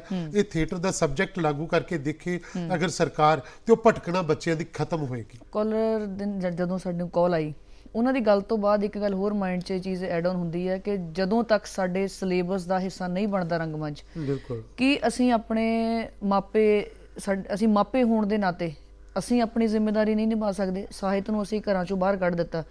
ਨਾਟਕ ਅਗਰ ਸਾਡੇ ਆਲੇ ਦੁਆਲੇ ਵੀ ਕਿਤੇ ਜਾਂ ਇਹ ਤੋਂ 5-10 ਕਿਲੋਮੀਟਰ ਦੂਰ ਤੱਕ ਵੀ ਹੁੰਦਾ, ਅਸੀਂ ਉੱਥੇ ਜਾਣਾ ਨਹੀਂ ਚਾਹੁੰਦੇ। ਬਿਲਕੁਲ ਸਰਕਾਰਾਂ ਜਾਂ ਜਿਹੜਾ ਸਾਡਾ ਸਿਲੇਬਸ ਹੈ ਉਹ ਕਿੰਨਾ ਕੁ ਜ਼ਿੰਮੇਦਾਰ ਹੈ ਇਹਦੇ ਲਈ? ਫਿਰ ਮੈਂ ਸਮਝਦਾ ਕਿ ਸਾਡਾ ਹੁਣ ਵਕਤ ਆ ਗਿਆ ਕਿ ਸਾਨੂੰ ਇਹ ਆਪਣੀ ਜ਼ਿੰਮੇਵਾਰੀ ਸਮਝਦੇ ਹੋਏ, ਜਿਵੇਂ ਅਸੀਂ ਆਪਣੇ ਮਹੀਨੇ ਦਾ ਬਜਟ ਬਣਾਉਂਦੇ ਵੀ ਅਸੀਂ ਮਹੀਨੇ 'ਚ ਇੰਨੇ ਚੀਜ਼ ਦਾ ਰਾਸ਼ਨ ਲੈ ਕੇ ਆਉਣਾ, ਸੀ ਬਿਜਲੀ ਦੇ ਬਿੱਲ ਲਈ ਪੈਸੇ ਰੱਖਿਆ, ਇਹਦੇ ਲਈ ਸਾਨੂੰ ਲਿਟਰੇਚਰ ਲਈ ਵੀ ਉਹ ਇੱਕ ਬਜਟ ਜਿਹੜਾ ਮਹੀਨੇ ਦਾ ਰੱਖਣਾ ਚਾਹੀਦਾ, ਕਿਉਂਕਿ ਬੱਚਿਆਂ ਨੂੰ ਉਧਰ ਲਾਉਣ ਦੀ ਬਹੁਤ ਜ਼ਰੂਰਤ ਹੈ ਉਸ ਪਾਸੇ ਨੂੰ। ਮੈਂ ਇਸੇ ਲਈ ਕਿ ਮੈਂ ਜਿਹੜੀਆਂ ਤੁਸੀਂ ਸ਼ਾਇਦ ਜਾਣਦੇ ਨਹੀਂ ਕਿ ਮੈਂ ਹਰ ਸਾਲ ਜੂਨ ਮਹੀਨੇ 'ਚ ਇੱਕ ਥੀਏਟਰ ਵਰਕਸ਼ਾਪ ਕਰਦਾ ਅੰਮ੍ਰਿਤਸਰ ਦੇ ਵਿੱਚ। 1 ਮਹੀਨੇ ਦੀ ਥੀਏਟਰ ਵਰਕਸ਼ਾਪ ਹੁੰਦੀ ਪੂਰੇ ਪੰਜਾਬ ਤੋਂ, ਔਰ ਬਹੁਤ ਵਾਰੀ ਪਾਕਿਸਤਾਨ ਤੋਂ ਵੀ ਥੀਏਟਰ ਆਰਟਿਸਟ ਆ ਕੇ ਉਹਦੇ ਵਿੱਚ ਮੇਰੇ ਕੋਲ ਟ੍ਰੇਨਿੰਗ ਲੈਂਦੇ, 1 ਮਹੀਨਾ ਮੇਰੇ ਕੋਲ ਰਹਿੰਦੇ ਆ। ਇਹ ਰੈਜ਼ੀਡੈਂਸ਼ੀਅਲ ਵਰਕਸ਼ਾਪ ਹੁੰਦੀ ਹੈ, ਉਹ 'ਚ ਨੈਸ਼ਨਲ ਸਕੂਲ ਆਫ ਡਰਾਮਾ ਵੀ ਨਾਲ ਪਾਰਟਿਸਿਪੇਟ ਕਰਦਾ। ਔਰ ਉਹਦੇ ਬਾਅਦ ਇਸੇ ਲਈ ਕਿਉਂਕਿ ਜਿੰਨੀ ਦੇਰ ਅਗਰ ਸਰਕਾਰਾਂ ਕੁਝ ਨਹੀਂ ਕਰ ਰਹੀਆਂ ਜਾਂ ਕੁਝ ਹੋਰ ਨਹੀਂ ਹੋ ਰਿਹਾ, ਇਹੋ ਜਿਹੇ ਸਿਲੇਬਸ ਦਾ ਹਿੱਸਾ ਨਹੀਂ ਬਣ ਰਿਹਾ, ਤੇ ਇਹਦਾ ਮਤਲਬ ਕਿ ਜੋ ਸਾਡੀ ਜ਼ਿੰਮੇਵਾਰੀ ਹੈ ਅਸੀਂ ਉਹ ਤਾਂ ਨਿਭਾਈਏ, ਬਿਲਕੁਲ, ਕਿ ਅਸੀਂ ਟ੍ਰੇਨਿੰਗ ਦੇਈਏ, ਜੋ ਸਾਡੇ ਕੋਲ ਹੈਗਾ ਅਸੀਂ ਕਿੰਨਾ ਸਿਖਾ ਸਕਦੇ ਹਾਂ। ਸੋ ਅਸੀਂ 15-20 ਸਾਲ ਤੋਂ ਕੰਟੀਨਿਊਸਲੀ ਹਰ ਸਾਲ ਜੂਨ ਦੇ ਮਹੀਨੇ 'ਚ ਅਸੀਂ ਉਹ ਥੀਏਟਰ ਵਰਕਸ਼ਾਪ ਕਰਦੇ ਹਾਂ ਜੀ। ਇੱਕ ਧਾਰੀਵਾਲ ਜੀ, ਜਿਹੜੀ ਮੈਨੂੰ ਲੱਗਦਾ ਕਿ ਹੋਰ ਸਮੱਸਿਆ ਜਿਹੜੀ ਸ਼ਾਇਦ ਜਿਹੜੇ ਉਹਨਾਂ ਦੇ ਮਾਪੇ ਉਹਨਾਂ ਦੇ ਮਨ ਵਿੱਚ ਹੋਏਗੀ ਜਾਂ ਜਿਹੜੇ ਰੰਗਮੰਚ ਦੇ ਹਿੱਸਾ ਹੈਗੇ ਨੇ ਔਰ ਉਹਨੂੰ ਕੰਟੀਨਿਊ ਨਹੀਂ ਕਰ ਪਾਉਂਦੇ, ਦਾ ਰੀਜ਼ਨ ਹੈ ਕਿ ਜਿੱਦਾਂ ਹੁਣ ਪਿੱਛੇ ਸਾਡੇ ਪ੍ਰਚਲਨ ਸ਼ੁਰੂ ਹੋ ਗਿਆ ਕਿ ਪੰਜਾਬੀ ਫਿਲਮ ਚਾਹੇ ਰਿਲੀਜ਼ ਹੋਣੀ ਹੈ ਚਾਹੇ ਹਿੰਦੀ ਰਿਲੀਜ਼ ਹੋਣੀ ਹੈ, ਤੜ ਉਹ ਲੋਕ ਜਲੰਧਰ ਚਾਹੁੰਦੇ ਨੇ, ਬਾਕੀ ਸ਼ਹਿਰਾਂ 'ਚ ਜਾਂਦੇ ਨੇ, ਆਪਣੀ ਫਿਲਮ ਦੀ ਪ੍ਰਮੋਸ਼ਨ ਕਰਦੇ ਆ, ਤੇ ਸਕੂਲ ਕਾਲਜ ਜਾਂ ਯੂਨੀਵਰਸਿਟੀ ਮੈਨੇਜਮੈਂਟ ਬਹੁਤ ਹੱਸ ਕੇ ਉਹਨਾਂ ਦਾ ਸਵਾਗਤ ਕਰਦੇ, ਈਵਨ ਹਜ਼ਾਰਾਂ ਰੁਪਏ ਉਹਨਾਂ ਦੇ ਸਵਾਗਤ ਤੇ ਅਸੀਂ ਰੋੜਦੇ ਆ। ਇਹਦੇ ਉਲਟ ਹਰ ਵਾਰੀ ਜਿਹੜਾ ਵਿਸ਼ਵ ਥੀਏਟਰ ਦਿਵਸ ਜਦੋਂ ਆਉਂਦਾ ਆ ਜਾਂ ਇਸ ਤੋਂ ਇਲਾਵਾ ਵੀ ਬਹੁਤ ਵਾਰੀ ਸਾਨੂੰ ਆ ਕੇ ਥੀਏਟਰ ਦੇ ਜਿਹੜੇ ਆਰਟਿਸਟ ਅਪਰੋਚ ਕਰਦੇ ਆ ਕਿ ਸਾਨੂੰ ਪਰਮਿਸ਼ਨ ਦਿਓ ਕਿ ਅਸੀਂ ਤੁਹਾਡੇ ਕਾਲਜ 'ਚ ਆ ਕੇ, ਯੂਨੀਵਰਸਿਟੀ 'ਚ ਆ ਕੇ ਸੈਟਅਪ ਆਪਣਾ ਲਗਾ ਕੇ ਅਸੀਂ ਬੱਚਿਆਂ ਨੂੰ ਕੁਝ ਸਿਖਾ ਕੇ ਜਾਈਏ, ਔਰ ਉਹਦੇ ਲਈ ਹਮੇਸ਼ਾ ਜਿਹੜੀ ਮੈਨੇਜਮੈਂਟ ਉਹ ਹੱਥ ਪਿੱਛੇ ਖਿੱਚਦੀ ਆ। ਕੀ ਇੱਕ ਵੱਡਾ ਇਹਦਾ ਕਾਰਨ ਹੈ ਇਹ ਜਿਹੜਾ ਨਾ ਪੱਖੀ ਰਵੱਈਆ ਨਾ ਜਿਹੜਾ ਇਸ ਤਰ੍ਹਾਂ ਦਾ ਕਿ ਉਹ ਨੋ ਡਾਊਟ ਕਿ ਉਹ ਤਾਮਝਾਮ ਵਾਲਾ ਸਾਰਾ ਫੀਲਡ ਹੈ ਕਿ ਫਿਲਮਾਂ ਦਾ ਜਿਹੜਾ ਵਾ ਮੀਡੀਆ ਦਾ ਸਾਰਾ ਜਿਹੜਾ ਤਾਮਝਾਮ ਵਾਲਾ, ਪਰ ਉਹ ਇਹ ਗੱਲ ਇੱਕ ਕਾਲਜਾਂ ਵਾਲਿਆਂ ਨੂੰ, ਸਕੂਲਾਂ ਵਾਲਿਆਂ ਨੂੰ ਸਮਝਣੀ ਪੈਣੀ ਹੈ ਕਿ ਉਹ ਜਿਹੜੇ ਲੋਕ ਉੱਥੇ ਜਾਂਦੇ ਉਹ ਵੀ ਇੱਥੋਂ ਹੀ ਜਾਂਦੇ ਨੇ, ਇੱਥੋਂ ਨਿਕਲੇ, ਔਰ ਮੈਕਸਿਮਮ ਉਹ ਲੋਕ ਕਾਮਯਾਬ ਹੋਏ, ਉਹ ਚਾਹੇ ਸ਼ਾਹਰੁਖ ਖਾਨ ਤੱਕ ਜਾਂ ਨਸੀਰੁਦੀਨ ਸ਼ਾਹ ਤੱਕ, ਜਿਹੜੇ ਓਮਪੁਰੀ ਤੱਕ, ਜਿਹੜੇ ਰਾਜ ਬੱਬਰ ਤੱਕ, ਉਹ ਸਾਰੇ ਥੀਏਟਰ ਦੇ ਫੀਲਡ ਦੇ ਲੋਕ ਨੇ। ਔਰ ਬਹੁਤ ਸਾਰੇ ਇਸ ਵੇਲੇ ਫਿਲਮੀ ਦੁਨੀਆ ਦੇ ਵਿੱਚ, ਮੀਡੀਆ ਦੇ ਵਿੱਚ ਬਹੁਤ ਸਾਰੇ ਵੱਡੇ ਲੋਕ ਨੇ ਜਿਹੜੇ ਕਪਿਲ ਸ਼ਰਮਾ, ਭਾਰਤੀ ਸਿੰਘ, ਇਹ ਸਾਰੇ ਸਾਡੇ ਅੰਮ੍ਰਿਤਸਰ ਦੇ ਵਿੱਚ ਔਰ ਮੇਰੇ ਆਪਣੇ ਨਾਲ ਮੇਰੇ ਥੀਏਟਰ ਗਰੁੱਪ ਦੇ ਵਿੱਚ ਲੋਕ ਕੰਮ ਕਰਦੇ ਰਹੇ ਔਰ ਉੱਥੇ ਕਾਮਯਾਬ ਨੇ। ਮੇਰਾ ਮਤਲਬ ਕਿ ਇਹਨਾਂ ਨੂੰ, ਇਹ ਬੱਚਿਆਂ ਨੂੰ ਸਗੋਂ ਸਮਝਾਉਣ ਦੀ ਲੋੜ ਹੈ ਕਿ ਇਹ ਜਿਹੜਾ ਕਿ ਉਧਰ ਨੂੰ ਜਾਣ ਵਾਸਤੇ ਤੁਹਾਨੂੰ ਇਹ ਰਸਤੇ ਤੋਂ ਪੱਕੇ ਪੈਰੀ ਹੋ ਕੇ ਜਾਣਾ ਚਾਹੀਦਾ ਵਾ, ਔਰ ਇਹਦੇ ਪਾਸੇ ਤੋਂ ਸਾਨੂੰ ਜਿਹੜਾ ਨਾ ਪੱਕੀ ਰਵੱਈਆ ਵਾ ਉਹ ਬਦਲਣਾ ਪਏਗਾ ਸਾਨੂੰ। ਉਹਦਾ ਕਿਤੇ ਇੱਕ ਕਾਰਨ ਇਹ ਤਾਂ ਨਹੀਂ ਹੈ, ਜਿੱਦਾਂ ਮੈਂ ਤੁਹਾਡੀ ਗੱਲ ਪੜ੍ਹ ਰਹੀ ਸੀ, ਤੁਹਾਡਾ ਇੱਕ ਨਾਟਕ ਹੈ ਗੱਡੀ ਚੜ੍ਹਨ ਦੀ ਕਾਹਲ ਬੜੀ ਸੀ, ਕਿ ਮਾਪੇ ਜਿਹੜੇ ਸਾਡੇ ਅੱਜ ਕੱਲ ਦੇ ਉਹਨਾਂ ਦੇ ਸ਼ਾਇਦ ਸੁਪਨੇ ਬੱਚਿਆਂ ਤੋਂ ਵੀ ਵੱਡੇ ਆ ਕਿ ਬੱਚਾ ਸਾਡਾ ਅੱਜ ਰੰਗਮੰਚ ਇਹ ਗਿਆ ਹੈ, ਉਹ ਫਟਾਫਟ ਦਾ ਕੈਰੀਅਰ ਸੈੱਟ ਹੋ ਜਾਏ, ਉਸ ਤੋਂ ਬਾਅਦ ਉਹਨੂੰ ਨੇਮ ਫੇਮ ਜਿਹੜਾ ਮਿਲਣਾ ਸ਼ੁਰੂ ਹੋ ਜਾਏ। ਜਦੋਂ ਉਹ ਚੀਜ਼ 5-6 ਸਾਲ ਬਾਅਦ ਵੀ ਉਹਦਾ ਕੋਈ ਸਿੱਟਾ ਨਹੀਂ ਨਿਕਲਦਾ ਤੇ ਉਹ ਫਿਰ ਬੱਚੇ ਨੂੰ ਉਸ ਚੀਜ਼ ਤੋਂ ਸ਼ਾਇਦ ਉਹ ਮਨਾ ਹੀ ਕਰਦੀ ਹੈ। हाँ, पर मेरा ख्याल है कि अगर वो प्रॉपर चैनल दे राही थोड़ी जी अपनी एक अप्रोच दे राही थोड़ा पक्के पैरी मैं समझदा कि युग जिहड़ा स्पैशलाइजेशन दा युग है, हर फील्ड विच ट्रेनिंग दी लोड़ है। जिवें असी कोई टीचर बनना ते असी बीएड करदे हैं, एमएड करदे हैं, इंजीनियर बनना ते तां भी असी स्पैशलाइजेशन करदे हैं, डॉक्टर बनना एमबीबीएस करदे हैं। तो अगर थिएटर दे फील्ड विच जाना वा तो एक्टर बनना, डायरैक्टर बनना, तो फिर इहदे विच तुसी क्यों नहीं ट्रेनिंग लेंदे? ट्रेनिंग बिल्कुल इसलिए स्पैशलाइजेशन करने की बहुत लोड़ है। ਲੋੜ ਧਾਰੀਵਾਲ ਜੀ, ਇੱਕ ਫੋਨ ਕਾਲ ਸਾਡੇ ਕੋਲ ਹੋ ਚੁੱਕੀ ਹੈ, ਉਹਨਾਂ ਨਾਲ ਗੱਲਬਾਤ ਕਰਦੇ ਹਾਂ ਜੀ। ਸਵਾਗਤ ਕਰਦੇ ਹਾਂ ਜੀ। ਸਤਿ ਸ਼੍ਰੀ ਅਕਾਲ, ਕੌਣ ਬੋਲ ਰਹੇ ਹੋ? ਸਵਾਗਤ ਹੈ ਜੀ ਤੁਹਾਡਾ। ਹੈਲੋ। ਹਾਂਜੀ ਹੈਲੋ। ਹਾਂਜੀ ਸਵਾਗਤ ਹੈ ਜੀ। ਹੈਲੋ। ਸਵਾਗਤ ਕਰਦੇ ਹਾਂ ਜੀ ਸਟੂਡੀਓ ਦੇ ਵਿੱਚ, ਕੌਣ ਬੋਲ ਰਹੇ ਹੋ? ਹੈਲੋ, ਸਤਿ ਸ਼੍ਰੀ ਅਕਾਲ ਮੈਡਮ ਜੀ। ਸਤਿ ਸ਼੍ਰੀ ਅਕਾਲ। ਹਾਂਜੀ, ਤੁਹਾਡੀ ਆਵਾਜ਼ ਸਾਡੇ ਤੱਕ ਆ ਰਹੀ ਹੈ ਜੀ। ਸਤਿ ਸ਼੍ਰੀ ਅਕਾਲ ਜੀ। ਜੀ ਹਾਂਜੀ, ਅਸੀਂ ਜੀ ਡਾਕਟਰ ਸਾਹਿਬ ਦਾ ਪ੍ਰੋਗਰਾਮ ਦੇਖ ਰਹੇ ਹਾਂ, ਬੜੇ ਵਧਾਈ ਦੇ ਪਾਤਰ ਨੇ ਡਾਕਟਰ ਸਾਹਿਬ ਜੀ, ਜਿਨ੍ਹਾਂ ਨੇ ਸਾਨੂੰ ਬੜੀ ਵਧੀਆ ਜਾਣਕਾਰੀ ਦੇ ਰਹੇ ਨੇ। ਦੂਸਰੀ ਗੱਲ, ਸਮਾਜ ਦੇ ਪ੍ਰਤੀ ਵੀ ਇਹਨਾਂ ਦਾ ਬੜਾ ਵੱਡਾ ਯੋਗਦਾਨ ਹੈ। ਇਹਨਾਂ ਨੇ ਮਤਲਬ ਡਰਾਮੇ ਕਰਕੇ ਤੇ ਬਹੁਤ ਵਧੀਆ ਕਰ ਰਹੇ ਨੇ, ਬਹੁਤ ਹੀ ਵਧਾਈ ਦੇ ਪਾਤਰ ਨੇ। ਸਾਨੂੰ ਬਹੁਤ ਖੁਸ਼ੀ ਹੋਈ ਹੈ ਅੱਜ ਇਹਨਾਂ ਨਾਲ ਗੱਲਬਾਤ ਕਰਕੇ, ਸਾਹਮਣੇ ਬੈਠ ਕੇ ਅਸੀਂ ਦੇਖ ਰਹੇ ਹਾਂ ਤੇ ਬੜੇ ਧੰਨਵਾਦੀ ਹਾਂ ਇਹਨਾਂ ਦੇ। ਜੀ ਸ਼ੁਕਰੀਆ, ਬਹੁਤ ਸ਼ੁਕਰੀਆ ਸਰ। ਪ੍ਰੋਫੈਸ਼ਨਲਿਜ਼ਮ, ਟ੍ਰੇਨਿੰਗ ਜਾਂ ਆਪਾਂ ਜਿਹੜੀ ਸਪੈਸ਼ਲਾਈਜੇਸ਼ਨ ਦੀ ਗੱਲ ਕਰਦੇ ਹਾਂ ਜੀ, ਉਹਦੇ ਨਾਲ ਸ਼ਾਇਦ ਇੱਕ ਹੋਰ ਜਿਹੜਾ ਫੈਕਟਰ ਹੈ ਵੱਡਾ, ਬਜਟ, ਕਿ ਜਿਹੜੀ ਪ੍ਰੋਫੈਸ਼ਨਲੀ ਜਿਹੜੀ ਬੱਚਿਆਂ ਨੂੰ ਸਟੇਬਿਲਿਟੀ ਨਹੀਂ ਆਉਂਦੀ ਇਸ ਚੀਜ਼ ਦੇ ਨਾਲ, ਉਹਨਾਂ ਨੂੰ ਲੱਗਦਾ ਕਿ ਅਸੀਂ ਪੈਸਾ ਉਹਨਾਂ ਨਹੀਂ ਕਮਾ ਪਾਉਂਦੇ ਜਿਹਦੇ ਨਾਲ ਸਾਡੀਆਂ ਜਿਹੜੀਆਂ ਜ਼ਰੂਰਤਾਂ ਜਿਹੜੀਆਂ ਪੂਰੀਆਂ ਹੋ ਸਕਣ। ਕੀ ਇਦਾਂ ਦਾ ਜਿਹੜਾ ਰੀਜ਼ਨ ਹੈ ਬਜਟ ਦੀ ਕਮੀ, ਉਹ ਵੀ ਕਿਤੇ ਅੜਿੱਕਾ ਇਸ ਦੇ ਵਿੱਚ ਥੋੜਾ ਜਿਹਾ? ਤੇ ਜਦੋਂ ਇਸ ਫੀਲਡ ਦੇ ਵਿੱਚ ਆਉਣਾ ਵਾ ਤੇ ਸਾਨੂੰ ਇਹ ਤਾਂ ਵੇਖਣਾ ਪਏਗਾ ਕਿ ਅਸੀਂ ਥੀਏਟਰ ਕਰ ਰਹੇ ਹਾਂ, ਅਸੀਂ ਵਪਾਰ ਨਹੀਂ ਕਰ ਰਹੇ। ਸਾਨੂੰ ਵਪਾਰੀ ਬਣ ਕੇ ਨਹੀਂ ਆਉਣਾ ਚਾਹੀਦਾ ਇਹਦੇ ਵਿੱਚ। ਇਹ ਪਹਿਲਾਂ ਮੰਨਦੇ, ਜੇ ਤੁਹਾਡੇ ਅੰਦਰ ਕੁਝ ਧੁਖਦਾ ਹੈ, ਤੁਹਾਡੇ ਅੰਦਰ ਕੋਈ ਅੱਗ ਹੈਗੀ ਆ, ਤੁਹਾਡੇ ਅੰਦਰ ਕੋਈ ਜਿਗਿਆਸਾ ਹੈਗੀ ਆ, ਜਾਂ ਤੁਹਾਡੀ ਸਮਾਜ ਨਾਲ ਕੋਈ ਕਮਿਟਮੈਂਟ ਹੈਗੀ ਆ, ਫਿਰ ਹੀ ਇਸ ਫੀਲਡ ਦੇ ਵਿੱਚ ਆਓ, ਨਹੀਂ ਤੇ ਫਿਰ ਕੋਈ ਫਾਇਦਾ ਨਹੀਂ ਹੈ ਜੀ।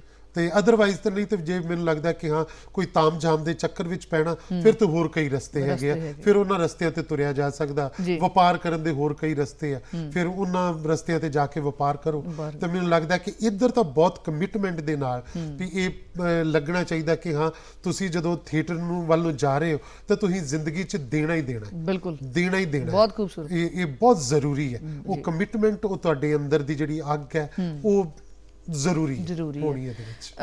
ਆਪਾਂ ਗੱਲ ਕਰਦੇ ਆ ਪੰਜਾਬ ਸੰਗੀਤ ਨਾਟਕ ਅਕੈਡਮੀ ਦੀ ਤੇ ਵਿਰਸਾ ਵਿਹਾਰ ਦੀ, ਅੰਮ੍ਰਿਤਸਰ ਦੀ। ਇਹਦੇ ਬਾਰੇ ਸਾਡੇ ਦਰਸ਼ਕਾਂ ਨੂੰ ਜ਼ਰੂਰ ਦੱਸੋ। ਪੰਜਾਬ ਸੰਗੀਤ ਨਾਟਕ ਅਕੈਡਮੀ ਦੀ ਜ਼ਿੰਮੇਵਾਰੀ ਸੰਭਾਲਿਆ ਮੈਨੂੰ ਲਗਭਗ 2 ਸਾਲ ਹੋ ਗਏ ਨੇ ਜੀ। ਔਰ ਪੰਜਾਬ ਸੰਗੀਤ ਨਾਟਕ ਅਕੈਡਮੀ ਜਦੋਂ ਦਾ ਪੰਜਾਬ ਸਰਕਾਰ ਨੇ ਮੈਨੂੰ ਉਹਦਾ ਪ੍ਰੈਜ਼ੀਡੈਂਟ ਬਣਾਇਆ ਤੇ ਅਸੀਂ ਲਗਭਗ ਪੰਜਾਬ ਸੰਗੀਤ ਨਾਟਕ ਅਕੈਡਮੀ ਨੂੰ ਪੂਰੇ ਪੰਜਾਬ 'ਚ ਲੈ ਕੇ ਗਏ।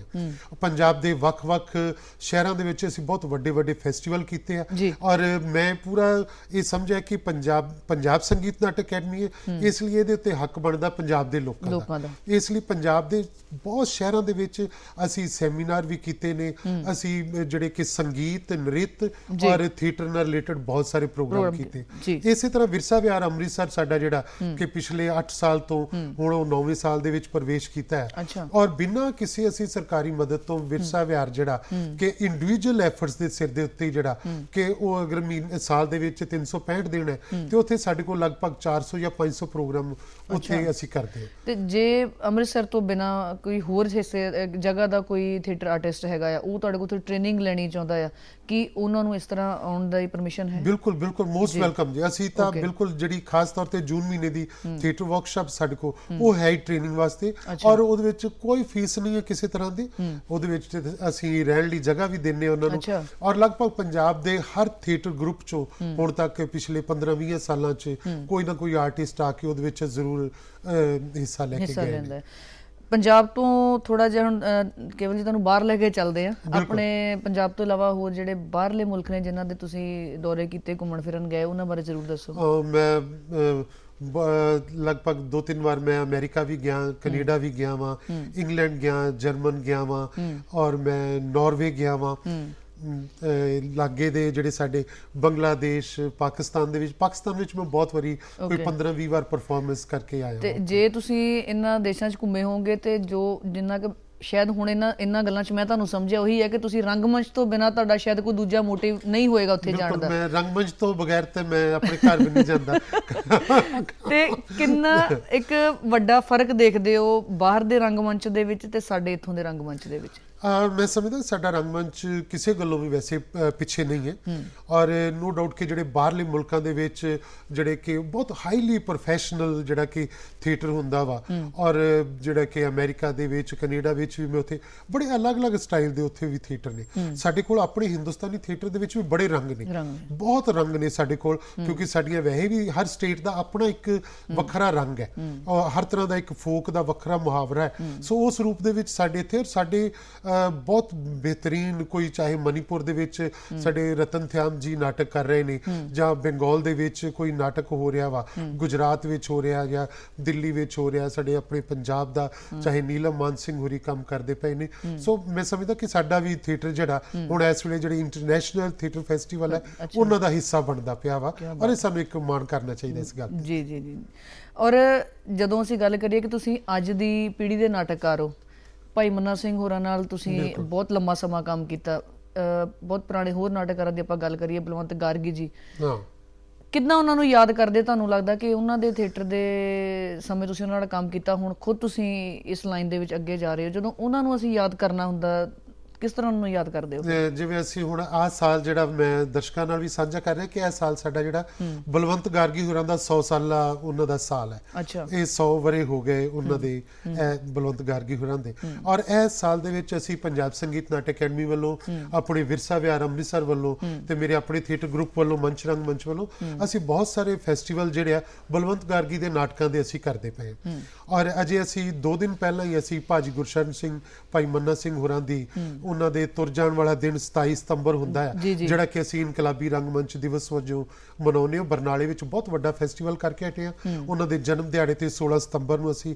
ਅੰਮ੍ਰਿਤਸਰ ਦੇ ਵਿੱਚ ਬਹੁਤ ਵੱਡਾ ਫੈਸਟੀਵਲ ਕੀਤਾ ਵਾ। ਸੋ ਉਹਨਾਂ ਨੂੰ ਹਰ ਸਾਲ ਅਸੀਂ ਇਸ ਤਰ੍ਹਾਂ ਉਹਨਾਂ ਦੇ ਜਨਮ ਦਿਹਾੜੇ ਦੇ ਉੱਤੇ ਅਸੀਂ ਯਾਦ ਕਰਦੇ ਹਾਂ। ਡਾਕਟਰ ਹਰਚਰਨ ਸਿੰਘ ਹੋਰਾਂ ਦਾ ਅਸੀਂ ਉਹਨਾਂ ਦਾ ਵੀ ਫੈਸਟੀਵਲ ਕਰਕੇ ਹਟੇ ਹਾਂ। ਸੋ ਇਸ ਤਰ੍ਹਾਂ ਦੇ ਜਿਹੜੇ ਸਾਡੇ ਵੱਡੇ ਨਾਟਕਕਾਰ ਨੇ ਔਰ ਜਿਹੜੇ ਥੀਏਟਰ ਨਾਲ ਜੁੜੀਆਂ ਹਸਤੀਆਂ ਨੇ ਤੇ ਅਸੀਂ ਉਹਨਾਂ ਨੂੰ ਯਾਦ ਕਰਦੇ ਹਾਂ ਉਹਨਾਂ ਦੇ ਨਾਟਕਾਂ ਦੇ ਨਾਲ, ਉਹਨਾਂ ਦੀ ਪਰਫਾਰਮੈਂਸ ਦੇ ਨਾਲ। ਜੀ, ਜਿਹੜੇ ਕਲਾਕਾਰਾਂ ਦੀ ਆਪਾਂ ਦੇਖੀਏ ਕਿ ਪਰਫਾਰਮੈਂਸ ਬਹੁਤ ਨਿਖਰ ਕੇ ਸਾਹਮਣੇ ਆਉਂਦੀ ਹੈ ਜਾਂ ਪਕੜ ਹੈ ਉਹਨਾਂ ਦੀ ਬਹੁਤ ਜ਼ਿਆਦਾ ਨਾ, ਤੁਸੀਂ ਜਿੱਦਾਂ ਸ਼ੁਰੂਆਤ 'ਚ ਗੱਲ ਕੀਤੀ ਕਿ ਪੜ੍ਹੇ ਹੋ ਤੁਸੀਂ ਬਹੁਤ ਜ਼ਿਆਦਾ, ਹੁਣ ਵੀ ਕਿਤਾਬਾਂ ਬਹੁਤ ਪੜ੍ਹਦੇ ਹੋ ਜੀ। ਇੱਕ ਕਲਾਕਾਰ ਦੇ ਲਈ ਰੰਗਮੰਚ ਦਾ ਜਿਹੜਾ ਕਲਾਕਾਰ ਹੈ, ਚਾਹੇ ਉਹਨੇ ਸਟੇਜ ਤੇ ਪਰਫਾਰਮ ਕਰਨਾ, ਚਾਹੇ ਉਹਨੇ ਸਕ੍ਰਿਪਟ ਲਿਖਣੀ ਹੈ, ਚਾਹੇ ਉਹਨੇ ਇੱਕ ਉਹਦੇ ਨਾਲ ਜੁੜਿਆ ਕੋਈ ਵੀ ਛੋਟਾ ਜਿਹਾ ਕੰਮ ਕਰਨਾ, ਪੜ੍ਹਨਾ ਉਹਦੇ ਲਈ ਕਿੰਨਾ ਕੁ ਜ਼ਰੂਰੀ ਹੈ? ਪੜ੍ਹਨ ਤੋਂ ਬਗੈਰ ਤਾਂ ਤੁਰਿਆ ਨਹੀਂ ਜਾ ਸਕਦਾ। ਮੈਂ ਸਮਝਦਾ ਕਿ ਚਾਹੇ ਉਹ ਕੱਲਾ ਐਕਟਰ ਹੈ, ਐਕਟਰ ਇਹ ਨਾ ਸੋਚੇ ਕਿ ਮੈਨੂੰ ਤਾਂ ਸਕ੍ਰਿਪਟ ਮਿਲ ਜਾਣੀ ਹੈ ਤੇ ਮੈਂ ਤੇ ਉਹ ਚੋਂ ਡਾਇਲੌਗ ਪੜ੍ਹ ਕੇ ਤੇ ਯਾਦ ਕਰਕੇ ਬੋਲ ਦੇਣੇ। ਡਾਇਲੌਗ ਬੋਲ ਦੇਣਾ ਇਜ਼ ਨਾਟ ਐਕਟਿੰਗ। ਮੈਂ ਸਮਝਦਾ ਕਿ ਉਹਦੇ ਲਈ ਉਹਨੂੰ ਡਾਇਲੌਗ ਜਿਹੜੇ ਉਹਨੇ ਪੜ੍ਹਨੇ ਵੀ ਆ, ਉਹਦੇ ਲਈ ਵੀ ਉਹਦੇ ਨਾਲ ਉਹਨੂੰ 4 ਕਿਤਾਬਾਂ ਹੋਰ ਵੀ ਪੜ੍ਹਨੀਆਂ ਪੈਣਗੀਆਂ ਉਹਦੀ ਬੈਕਗ੍ਰਾਉਂਡ ਦੇ ਵਿੱਚ ਜਾਣ ਲਈ। ਉਹੀ ਚੰਗਾ ਐਕਟਰ ਹੈ ਜਿਹੜਾ ਸਾਹਿਤ ਨਾਲ ਜੁੜਿਆ ਹੋਇਆ, ਲਿਟਰੇਚਰ ਦੇ ਨਾਲ ਜੁੜਿਆ ਹੋਇਆ, ਜਿਹੜਾ ਚੰਗੀ ਪੋਇਟਰੀ ਪੜ੍ਹਦਾ।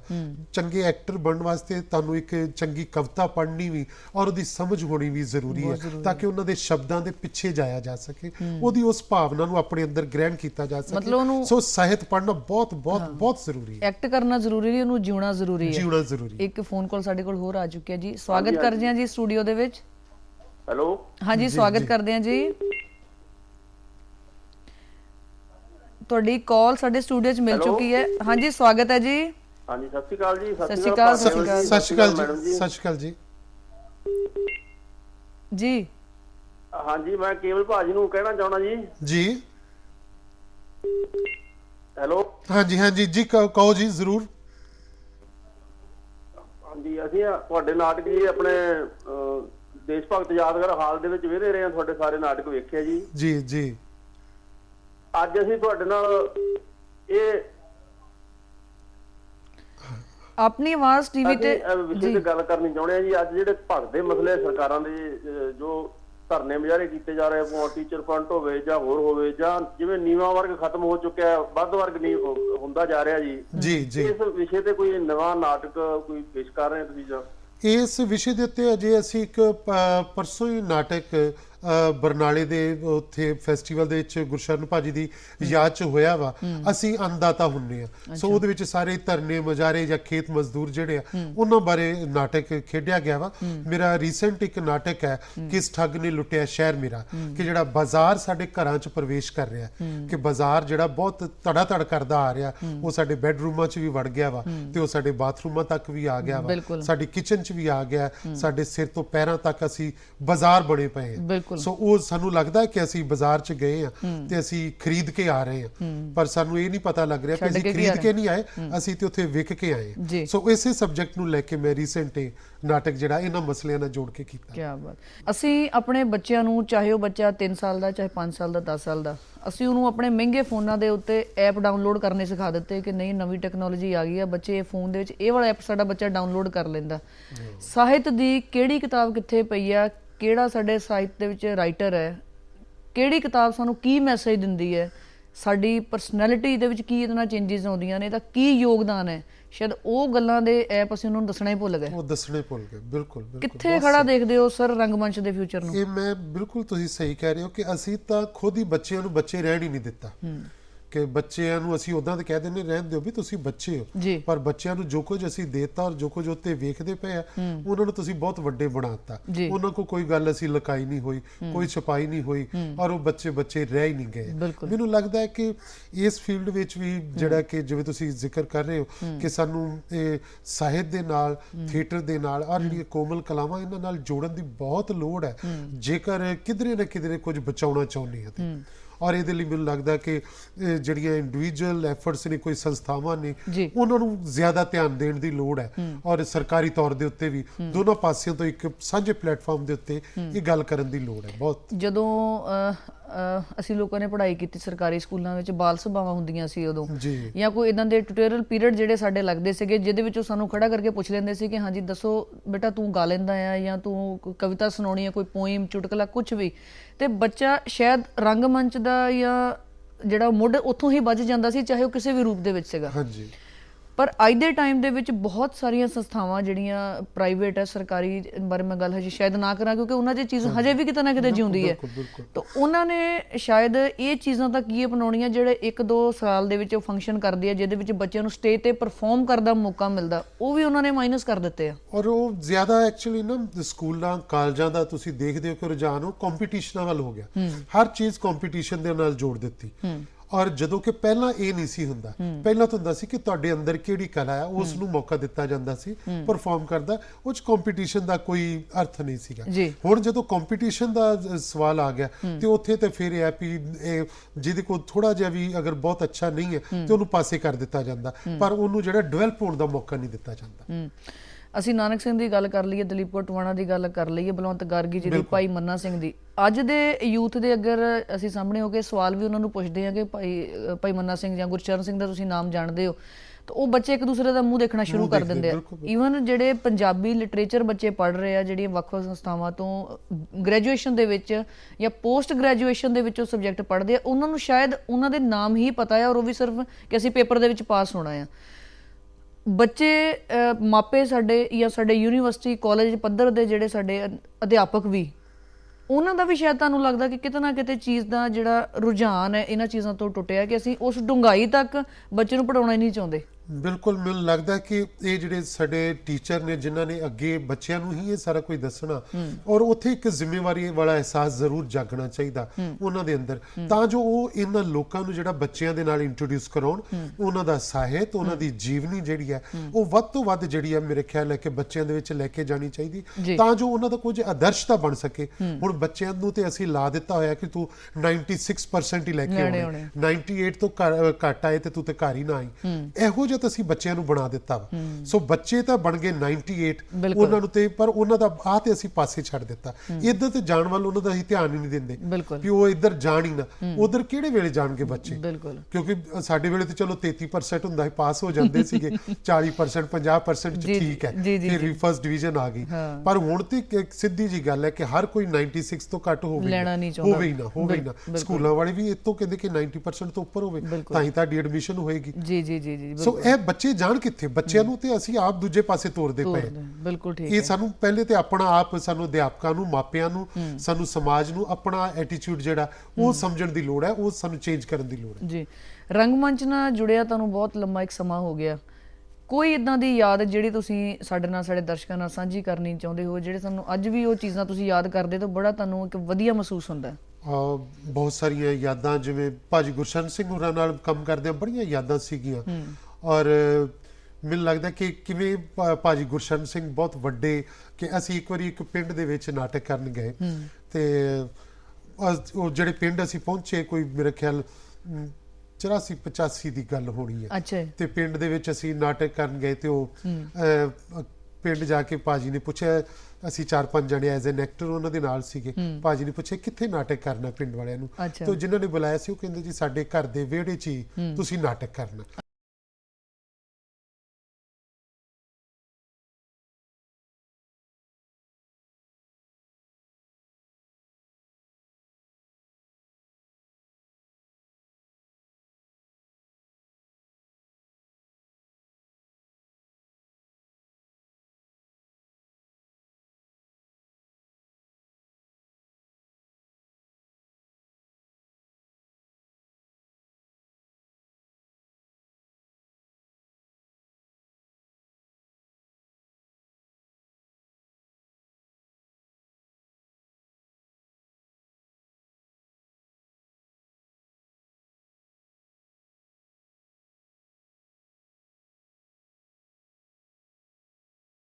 ਨਹੀਂ ਕੋਈ ਬੰਦਾ ਇਦਾਂ ਦਾ ਜਿਹਨੇ ਤੁਹਾਡੇ ਮਨ ਤੇ ਗਹਿਰੀ ਛਾਪ ਛੱਡੀ ਹੋਵੇ ਕਿ ਨਹੀਂ ਮੈਂ ਕੇਵਲ ਇਹਨੂੰ ਹੀ ਫੋਲੋ ਕਰਨਾ, ਇਹਦੇ ਵਰਗਾ ਮੈਂ ਕੁਝ ਕਰਨਾ ਚਾਹੁੰਦਾ? ਨੋ ਡਾਊਟ ਕਿ ਗੁਰਸ਼ਰਨ ਭਾਜੀ ਹੀ ਹਮੇਸ਼ਾ ਮੇਰੇ ਗੁਰੂ ਰਹੇ ਤੇ ਉਹਨਾਂ ਨੂੰ ਹੀ ਮੈਂ ਫੋਲੋ ਕਰਦਾ ਰਿਹਾ, ਜੋ ਉਹਨਾਂ ਦੇ ਨਾਲ ਮੈਂ 78 ਤੋਂ ਲੈ ਕੇ ਮੈਂ ਜੁੜਿਆ, ਤੇ ਮੈਂ ਜਦੋਂ ਉਹਨਾਂ ਦੇ ਆਖਰੀ ਸਫ਼ਰ ਤੱਕ ਵੀ ਮੈਂ ਉਹ ਸਫ਼ਰ ਦੇ ਵਿੱਚ ਨਾਲ ਸੀਗਾ।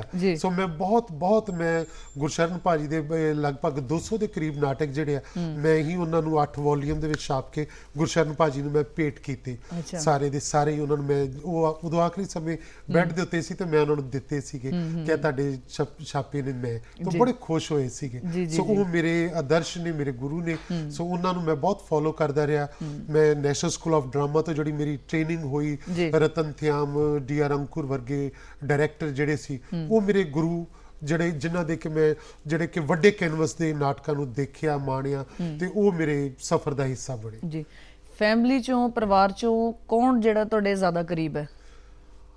ਮੇਰਾ ਖਿਆਲ ਹੈ ਕਿ ਬਸ ਮੇਰਾ ਉਹਦਾ ਸਾਰਾ ਪਰਿਵਾਰ ਤੇ ਮੇਰਾ ਬੇਟਾ, ਮੇਰੀ ਵਾਈਫ ਤੇ ਸਾਰਾ ਪਰਿਵਾਰ, ਮੇਰੇ ਭੈਣ ਭਰਾ, ਉਹ ਬਹੁਤ ਮੇਰਾ ਹਮੇਸ਼ਾ ਮੇਰਾ ਬਹੁਤ ਰਿਗਾਰਡ ਕਰਦੇ, ਮੇਰੇ ਭੈਣ ਭਰਾ ਜਿੰਨੇ ਵੀ ਸਾਡੇ ਰਿਲੇਟਿਵ ਨੇ। ਬਹੁਤ ਪਰਿਵਾਰ ਦੇ ਵਿੱਚੋਂ ਹੁਣ ਕੋਈ ਨਹੀਂ ਕਹਿੰਦਾ ਕਿ ਹਾਂ ਵੀ ਛੱਡ ਕੇਵਲ ਕਿਹੜੇ ਰਸਤੇ ਤੂੰ ਚੱਲ ਪਿਆ, ਹੋਰ ਹੀ ਪਾਸੇ ਤੁਰ ਪਿਆ ਤੂੰ ਤਾਂ? ਹੁਣ ਤੇ ਬਹੁਤ ਮਾਣ ਕਰਦੇ ਆ, ਬੜੀ ਇੱਜ਼ਤ ਕਰਦੇ ਆ ਔਰ ਇੱਜ਼ਤ ਦੀਆਂ ਨਜ਼ਰਾਂ ਨਾਲ ਵੇਖਦੇ ਆ। ਤੇ ਸ਼ੁਕਰ ਹੈ ਥੋੜਾ ਜਿਹਾ ਚੰਗਾ ਕੰਮ ਕਰਨ ਲੱਗ ਪਿਆ।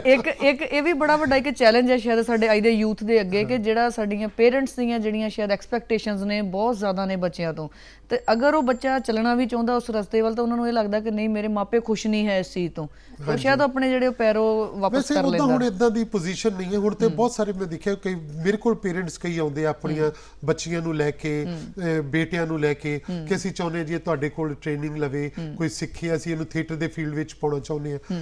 ਹਾਲਾਂਕਿ ਮੈਨੂੰ ਪਤਾ ਕਿ ਉਹ ਟੀਵੀ ਮੀਡੀਆ ਤੋਂ ਪ੍ਰਭਾਵਿਤ ਹੋ ਕੇ ਹੀ ਆਉਂਦੇ ਆ ਕਿ 2-4 ਸਾਲ ਥੀਏਟਰ ਕਰੇਗਾ, ਬਾਅਦ ਨੂੰ ਉਧਰ ਚਲੇ ਜਾਏ, ਕੋਈ ਗੱਲ ਨਹੀਂ, ਉਧਰ ਵੀ ਜਾਣਾ ਚਾਹੀਦਾ, ਮੈਨੂੰ ਕੋਈ ਦਿੱਕਤ ਨਹੀਂ ਮਹਿਸੂਸ ਹੁੰਦੀ ਕਿ ਕੋਈ ਫਿਲਮ ਕਰਨਾ ਚਾਹੁੰਦਾ ਉਹਨੂੰ ਜ਼ਰੂਰ ਕਰਨੀ ਚਾਹੀਦੀ ਹੈ। ਕੋਈ ਕਿਸੇ ਦਾ ਟੀਵੀ ਸੀਰੀਅਲ ਕਰਨ ਨੂੰ ਦਿਲ ਕਰਦਾ ਉਹਨੂੰ ਉਹੀ ਕੰਮ ਕਰਨਾ ਚਾਹੀਦਾ। ਤੇ ਪਰ ਮੈਨੂੰ ਇਹ ਖੁਸ਼ੀ ਹੁੰਦੀ ਕਿ ਹਾਂ ਮਾਪੇ ਲੈ ਕੇ ਆਉਂਦੇ ਬੱਚਿਆਂ ਨੂੰ, ਆਪ ਇਸ ਫੀਲਡ ਵਿੱਚ ਲੈ ਕੇ ਆਉਂਦੇ, ਚੰਗੀ ਗੱਲ ਹੈ। ਚਾਹੇ ਕਿਸੇ ਮਕਸਦ ਦੇ ਨਾਲ ਹੀ, ਚਾਹੇ ਕਿਸੇ ਚਲੋ ਕਿ ਲਾਲਚ ਦੇ ਨਾਲ ਹੀ ਹੈ, ਪਰ ਸ਼ੁਰੂਆਤ ਤਾਂ ਉਹਨਾਂ ਦੀ ਹੈ ਰਾਈਟ ਟਰੈਕ ਤੇ ਨੇ ਉਹ ਬੱਚੇ ਸਾਰੇ। ਕੇਵਲ ਧਾਲੀਵਾਲ ਜੀ, ਇੱਕ ਛੋਟਾ ਜਿਹਾ ਆਪਾਂ ਰੈਪਿਡ ਫਾਇਰ ਤੁਹਾਡੇ ਨਾਲ ਖੇਡਾਂਗੇ, ਛੋਟੇ ਕੁਐਸਚਨਸ ਨੇ ਜਿਹੜੇ ਤੁਹਾਡੇ ਨਾਲ। ਜੇ ਕੇਵਲ ਧਾਲੀਵਾਲ ਨਾਟਕਕਾਰ ਨਾ ਹੁੰਦਾ ਤਾਂ ਕੀ ਹੁੰਦਾ? ਫਿਰ ਮੈਂ ਅਧਿਆਪਕ ਹੁੰਦੇ। ਪਸੰਦੀਦਾ ਤੁਹਾਡੀ ਪੰਜਾਬੀ ਫਿਲਮ? ਚੰਨ ਪਰਦੇਸੀ। ਔਰ ਪੰਜਾਬੀ ਗਾਇਕ? ਗੁਰਦਾਸ ਮਾਨ। ਤੇ ਪੰਜਾਬੀ ਨਾਟਕਕਾਰ? ਡਾਕਟਰ ਸਵਰਾਜ ਵੀਰ। ਪੰਜਾਬੀ ਦਾ ਜਾਂ ਕੋਈ ਵੀ ਡਿਸ਼, ਇਹ ਜ਼ਰੂਰੀ ਨਹੀਂ ਹੈ ਪੰਜਾਬ ਦੀ ਆਪਾਂ ਗੱਲ ਕਰਨੀ ਹੈ, ਡਿਸ਼ ਜਿਹੜੀ ਤੁਹਾਨੂੰ ਬਹੁਤ ਪਸੰਦ ਹੋਵੇ? ਵੈਸੇ ਤਾਂ ਮੈਨੂੰ ਇੰਦਾ ਵੀ ਇੰਨਾ ਮੈਂ ਤੁਰਦਾ ਫਿਰਦਾ ਜਿੱਥੇ ਜਿਹੜੀ ਮਿਲ ਜਾਏ ਮੈਂ ਖਾ ਲੈਣਾ ਵਾ, ਪਰ ਮੈਨੂੰ ਆਪਣੇ ਪੰਜਾਬ ਦਾ ਬਸ ਸਾਗ ਹੋਵੇ ਤੇ ਮੱਕੀ ਦੀ ਰੋਟੀ ਹੋਵੇ। ਜੀ ਜੀ ਜੀ। ਤੇ ਜਿਹੜੀ ਸਾਡੀ ਅਸੀਂ ਉਹਦੀ ਗੱਲ ਕਰਦੇ ਹਾਂ ਕਿ ਪੰਜਾਬੀ ਫਿਲਮਾਂ, ਤੁਸੀਂ ਗੱਲ ਕੀਤੀ ਚੰਨ ਪਰਦੇਸੀ ਦੀ, ਹੁਣ ਜਿਹੜਾ ਟ੍ਰੈਂਡ ਹੈ ਇਹਦੇ ਵਿੱਚੋਂ ਅਗਰ ਮੈਂ ਤੁਹਾਨੂੰ ਪੁੱਛਾਂ ਕਿ ਤੁਹਾਡੀ ਪਸੰਦੀਦਾ ਫਿਲਮ ਕਿਹੜੀ ਹੈ? ਰੀਸੈਂਟ ਅੰਗਰੇਜ਼ ਬਹੁਤ ਅੱਛੀ ਮੂਵੀ ਹੈ। ਯੂਥ ਦੀ ਹੁਣ ਆਪਾਂ ਅਗੇਨ ਗੱਲ ਤੇ ਆ ਜਾਂਦੇ ਹਾਂ ਰੈਪਿਡ ਫਾਇਰ ਤੋਂ ਬਾਅਦ, ਕਿ ਕੋਈ ਮਾਰਗਦਰਸ਼ਨ ਤੁਹਾਡੇ ਵੱਲੋਂ, ਕੋਈ ਮੈਸੇਜ ਤੁਹਾਡੇ ਵੱਲੋਂ ਰੰਗਮੰਚ ਨਾਲ ਜੁੜਨ ਬਾਰੇ, ਕੁਝ ਵੀ ਇਹੋ ਜਿਹਾ ਚੀਜ਼ ਜਿਹੜੀ ਤੁਸੀਂ ਉਹਨਾਂ ਨੂੰ ਗਾਈਡ ਕਰਨਾ ਚਾਹੁੰਦੇ ਹੋ? ਮੈਂ ਸਮਝਦਾ ਕਿ ਯੂਥ ਨੂੰ ਇਸ ਪਾਸੇ ਆਉਣਾ ਚਾਹੀਦਾ ਵਾ, ਔਰ ਇਹ ਇੱਕ ਫੀਲਡ ਹੈ, ਥੀਏਟਰ ਦਾ ਫੀਲਡ ਹੈ ਜਿਹੜਾ ਕਿ ਉਹਨਾਂ ਨੂੰ ਜ਼ਿੰਦਗੀ ਜੀਣ ਦਾ ਇੱਕ ਜਿਹੜਾ ਸਬੱਬ ਬਣਦਾ, ਉਹਨਾਂ ਨੂੰ ਕਈ ਰਸਤੇ ਉਹਨਾਂ ਦੇ ਵਾਸਤੇ ਜਿਹੜੇ ਮੁਹੱਈਆ ਕਰਦਾ ਵਾ ਰੰਗਮੰਚ ਜਿਹੜਾ ਵਾ। ਔਰ ਉਸ ਤੋਂ ਬਾਅਦ ਚਾਹੇ ਉਹ ਸੰਗੀਤ 'ਚ ਜਾਣਾ, ਚਾਹੇ ਪੇਂਟਿੰਗ ਵਿੱਚ ਜਾਣਾ, ਚਾਹੇ, ਪਰ ਥੀਏਟਰ ਜਿਹੜਾ ਬਹੁਤ ਪੱਕੀਆਂ ਉਹਨਾਂ ਦੇ ਪੈਰ ਪੱਕੇ ਕਰਦਾ, ਉਹਨਾਂ ਦੀਆਂ ਜੜ੍ਹਾਂ ਪੱਕੀਆਂ ਕਰਦਾ ਵਾ। ਸੋ ਯੂਥ ਨੂੰ ਜਿਹੜਾ ਇਹਦੇ ਵਿੱਚ ਲਿਟਰੇਚਰ ਪੜ੍ਹਨ ਲਈ ਮਿਲਦਾ ਵਾ, ਪਰ ਮੈਂ ਸਮਝਦਾ ਕਿ ਜਿਹੜਾ ਥੀਏਟਰ ਦੇ ਵਿੱਚ ਆਉਣਾ ਚਾਹੁੰਦਾ, ਚਾਹੇ ਉਹ ਸੰਗੀਤ ਦੀ ਦੁਨੀਆ ਵਿੱਚ ਜਾਣਾ ਚਾਹੁੰਦਾ, ਪਰ ਉਹ ਇਸ ਫੀਲਡ ਵਿੱਚ ਟ੍ਰੇਨਿੰਗ ਲੈ ਕੇ ਜ਼ਰੂਰ ਆਵੇ, ਉਹ ਟ੍ਰੇਨਡ ਜ਼ਰੂਰ ਹੋਵੇ, ਔਰ ਟ੍ਰੇਨਿੰਗ ਦਾ ਆਪਣਾ ਹੀ ਇੱਕ ਰੂਪ ਹੈ। ਔਰ ਮੈਨੂੰ ਲੱਗਦਾ ਕਿ ਉਹਦੇ ਨਾਲ ਬਹੁਤ ਸਾਰੇ ਜਿਹੜੇ ਕਿ ਤੁਹਾਡੇ ਪਸਾਰ ਖੁੱਲ੍ਹਦੇ ਆ। ਔਰ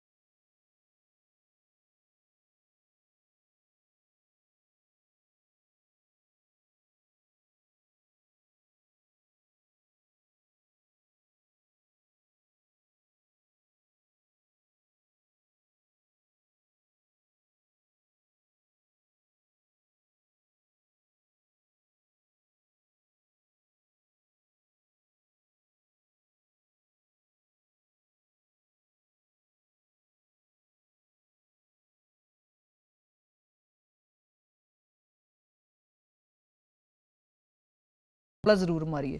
ਧੰਨਵਾਦ, ਬਹੁਤ ਸ਼ੁਕਰੀਆ।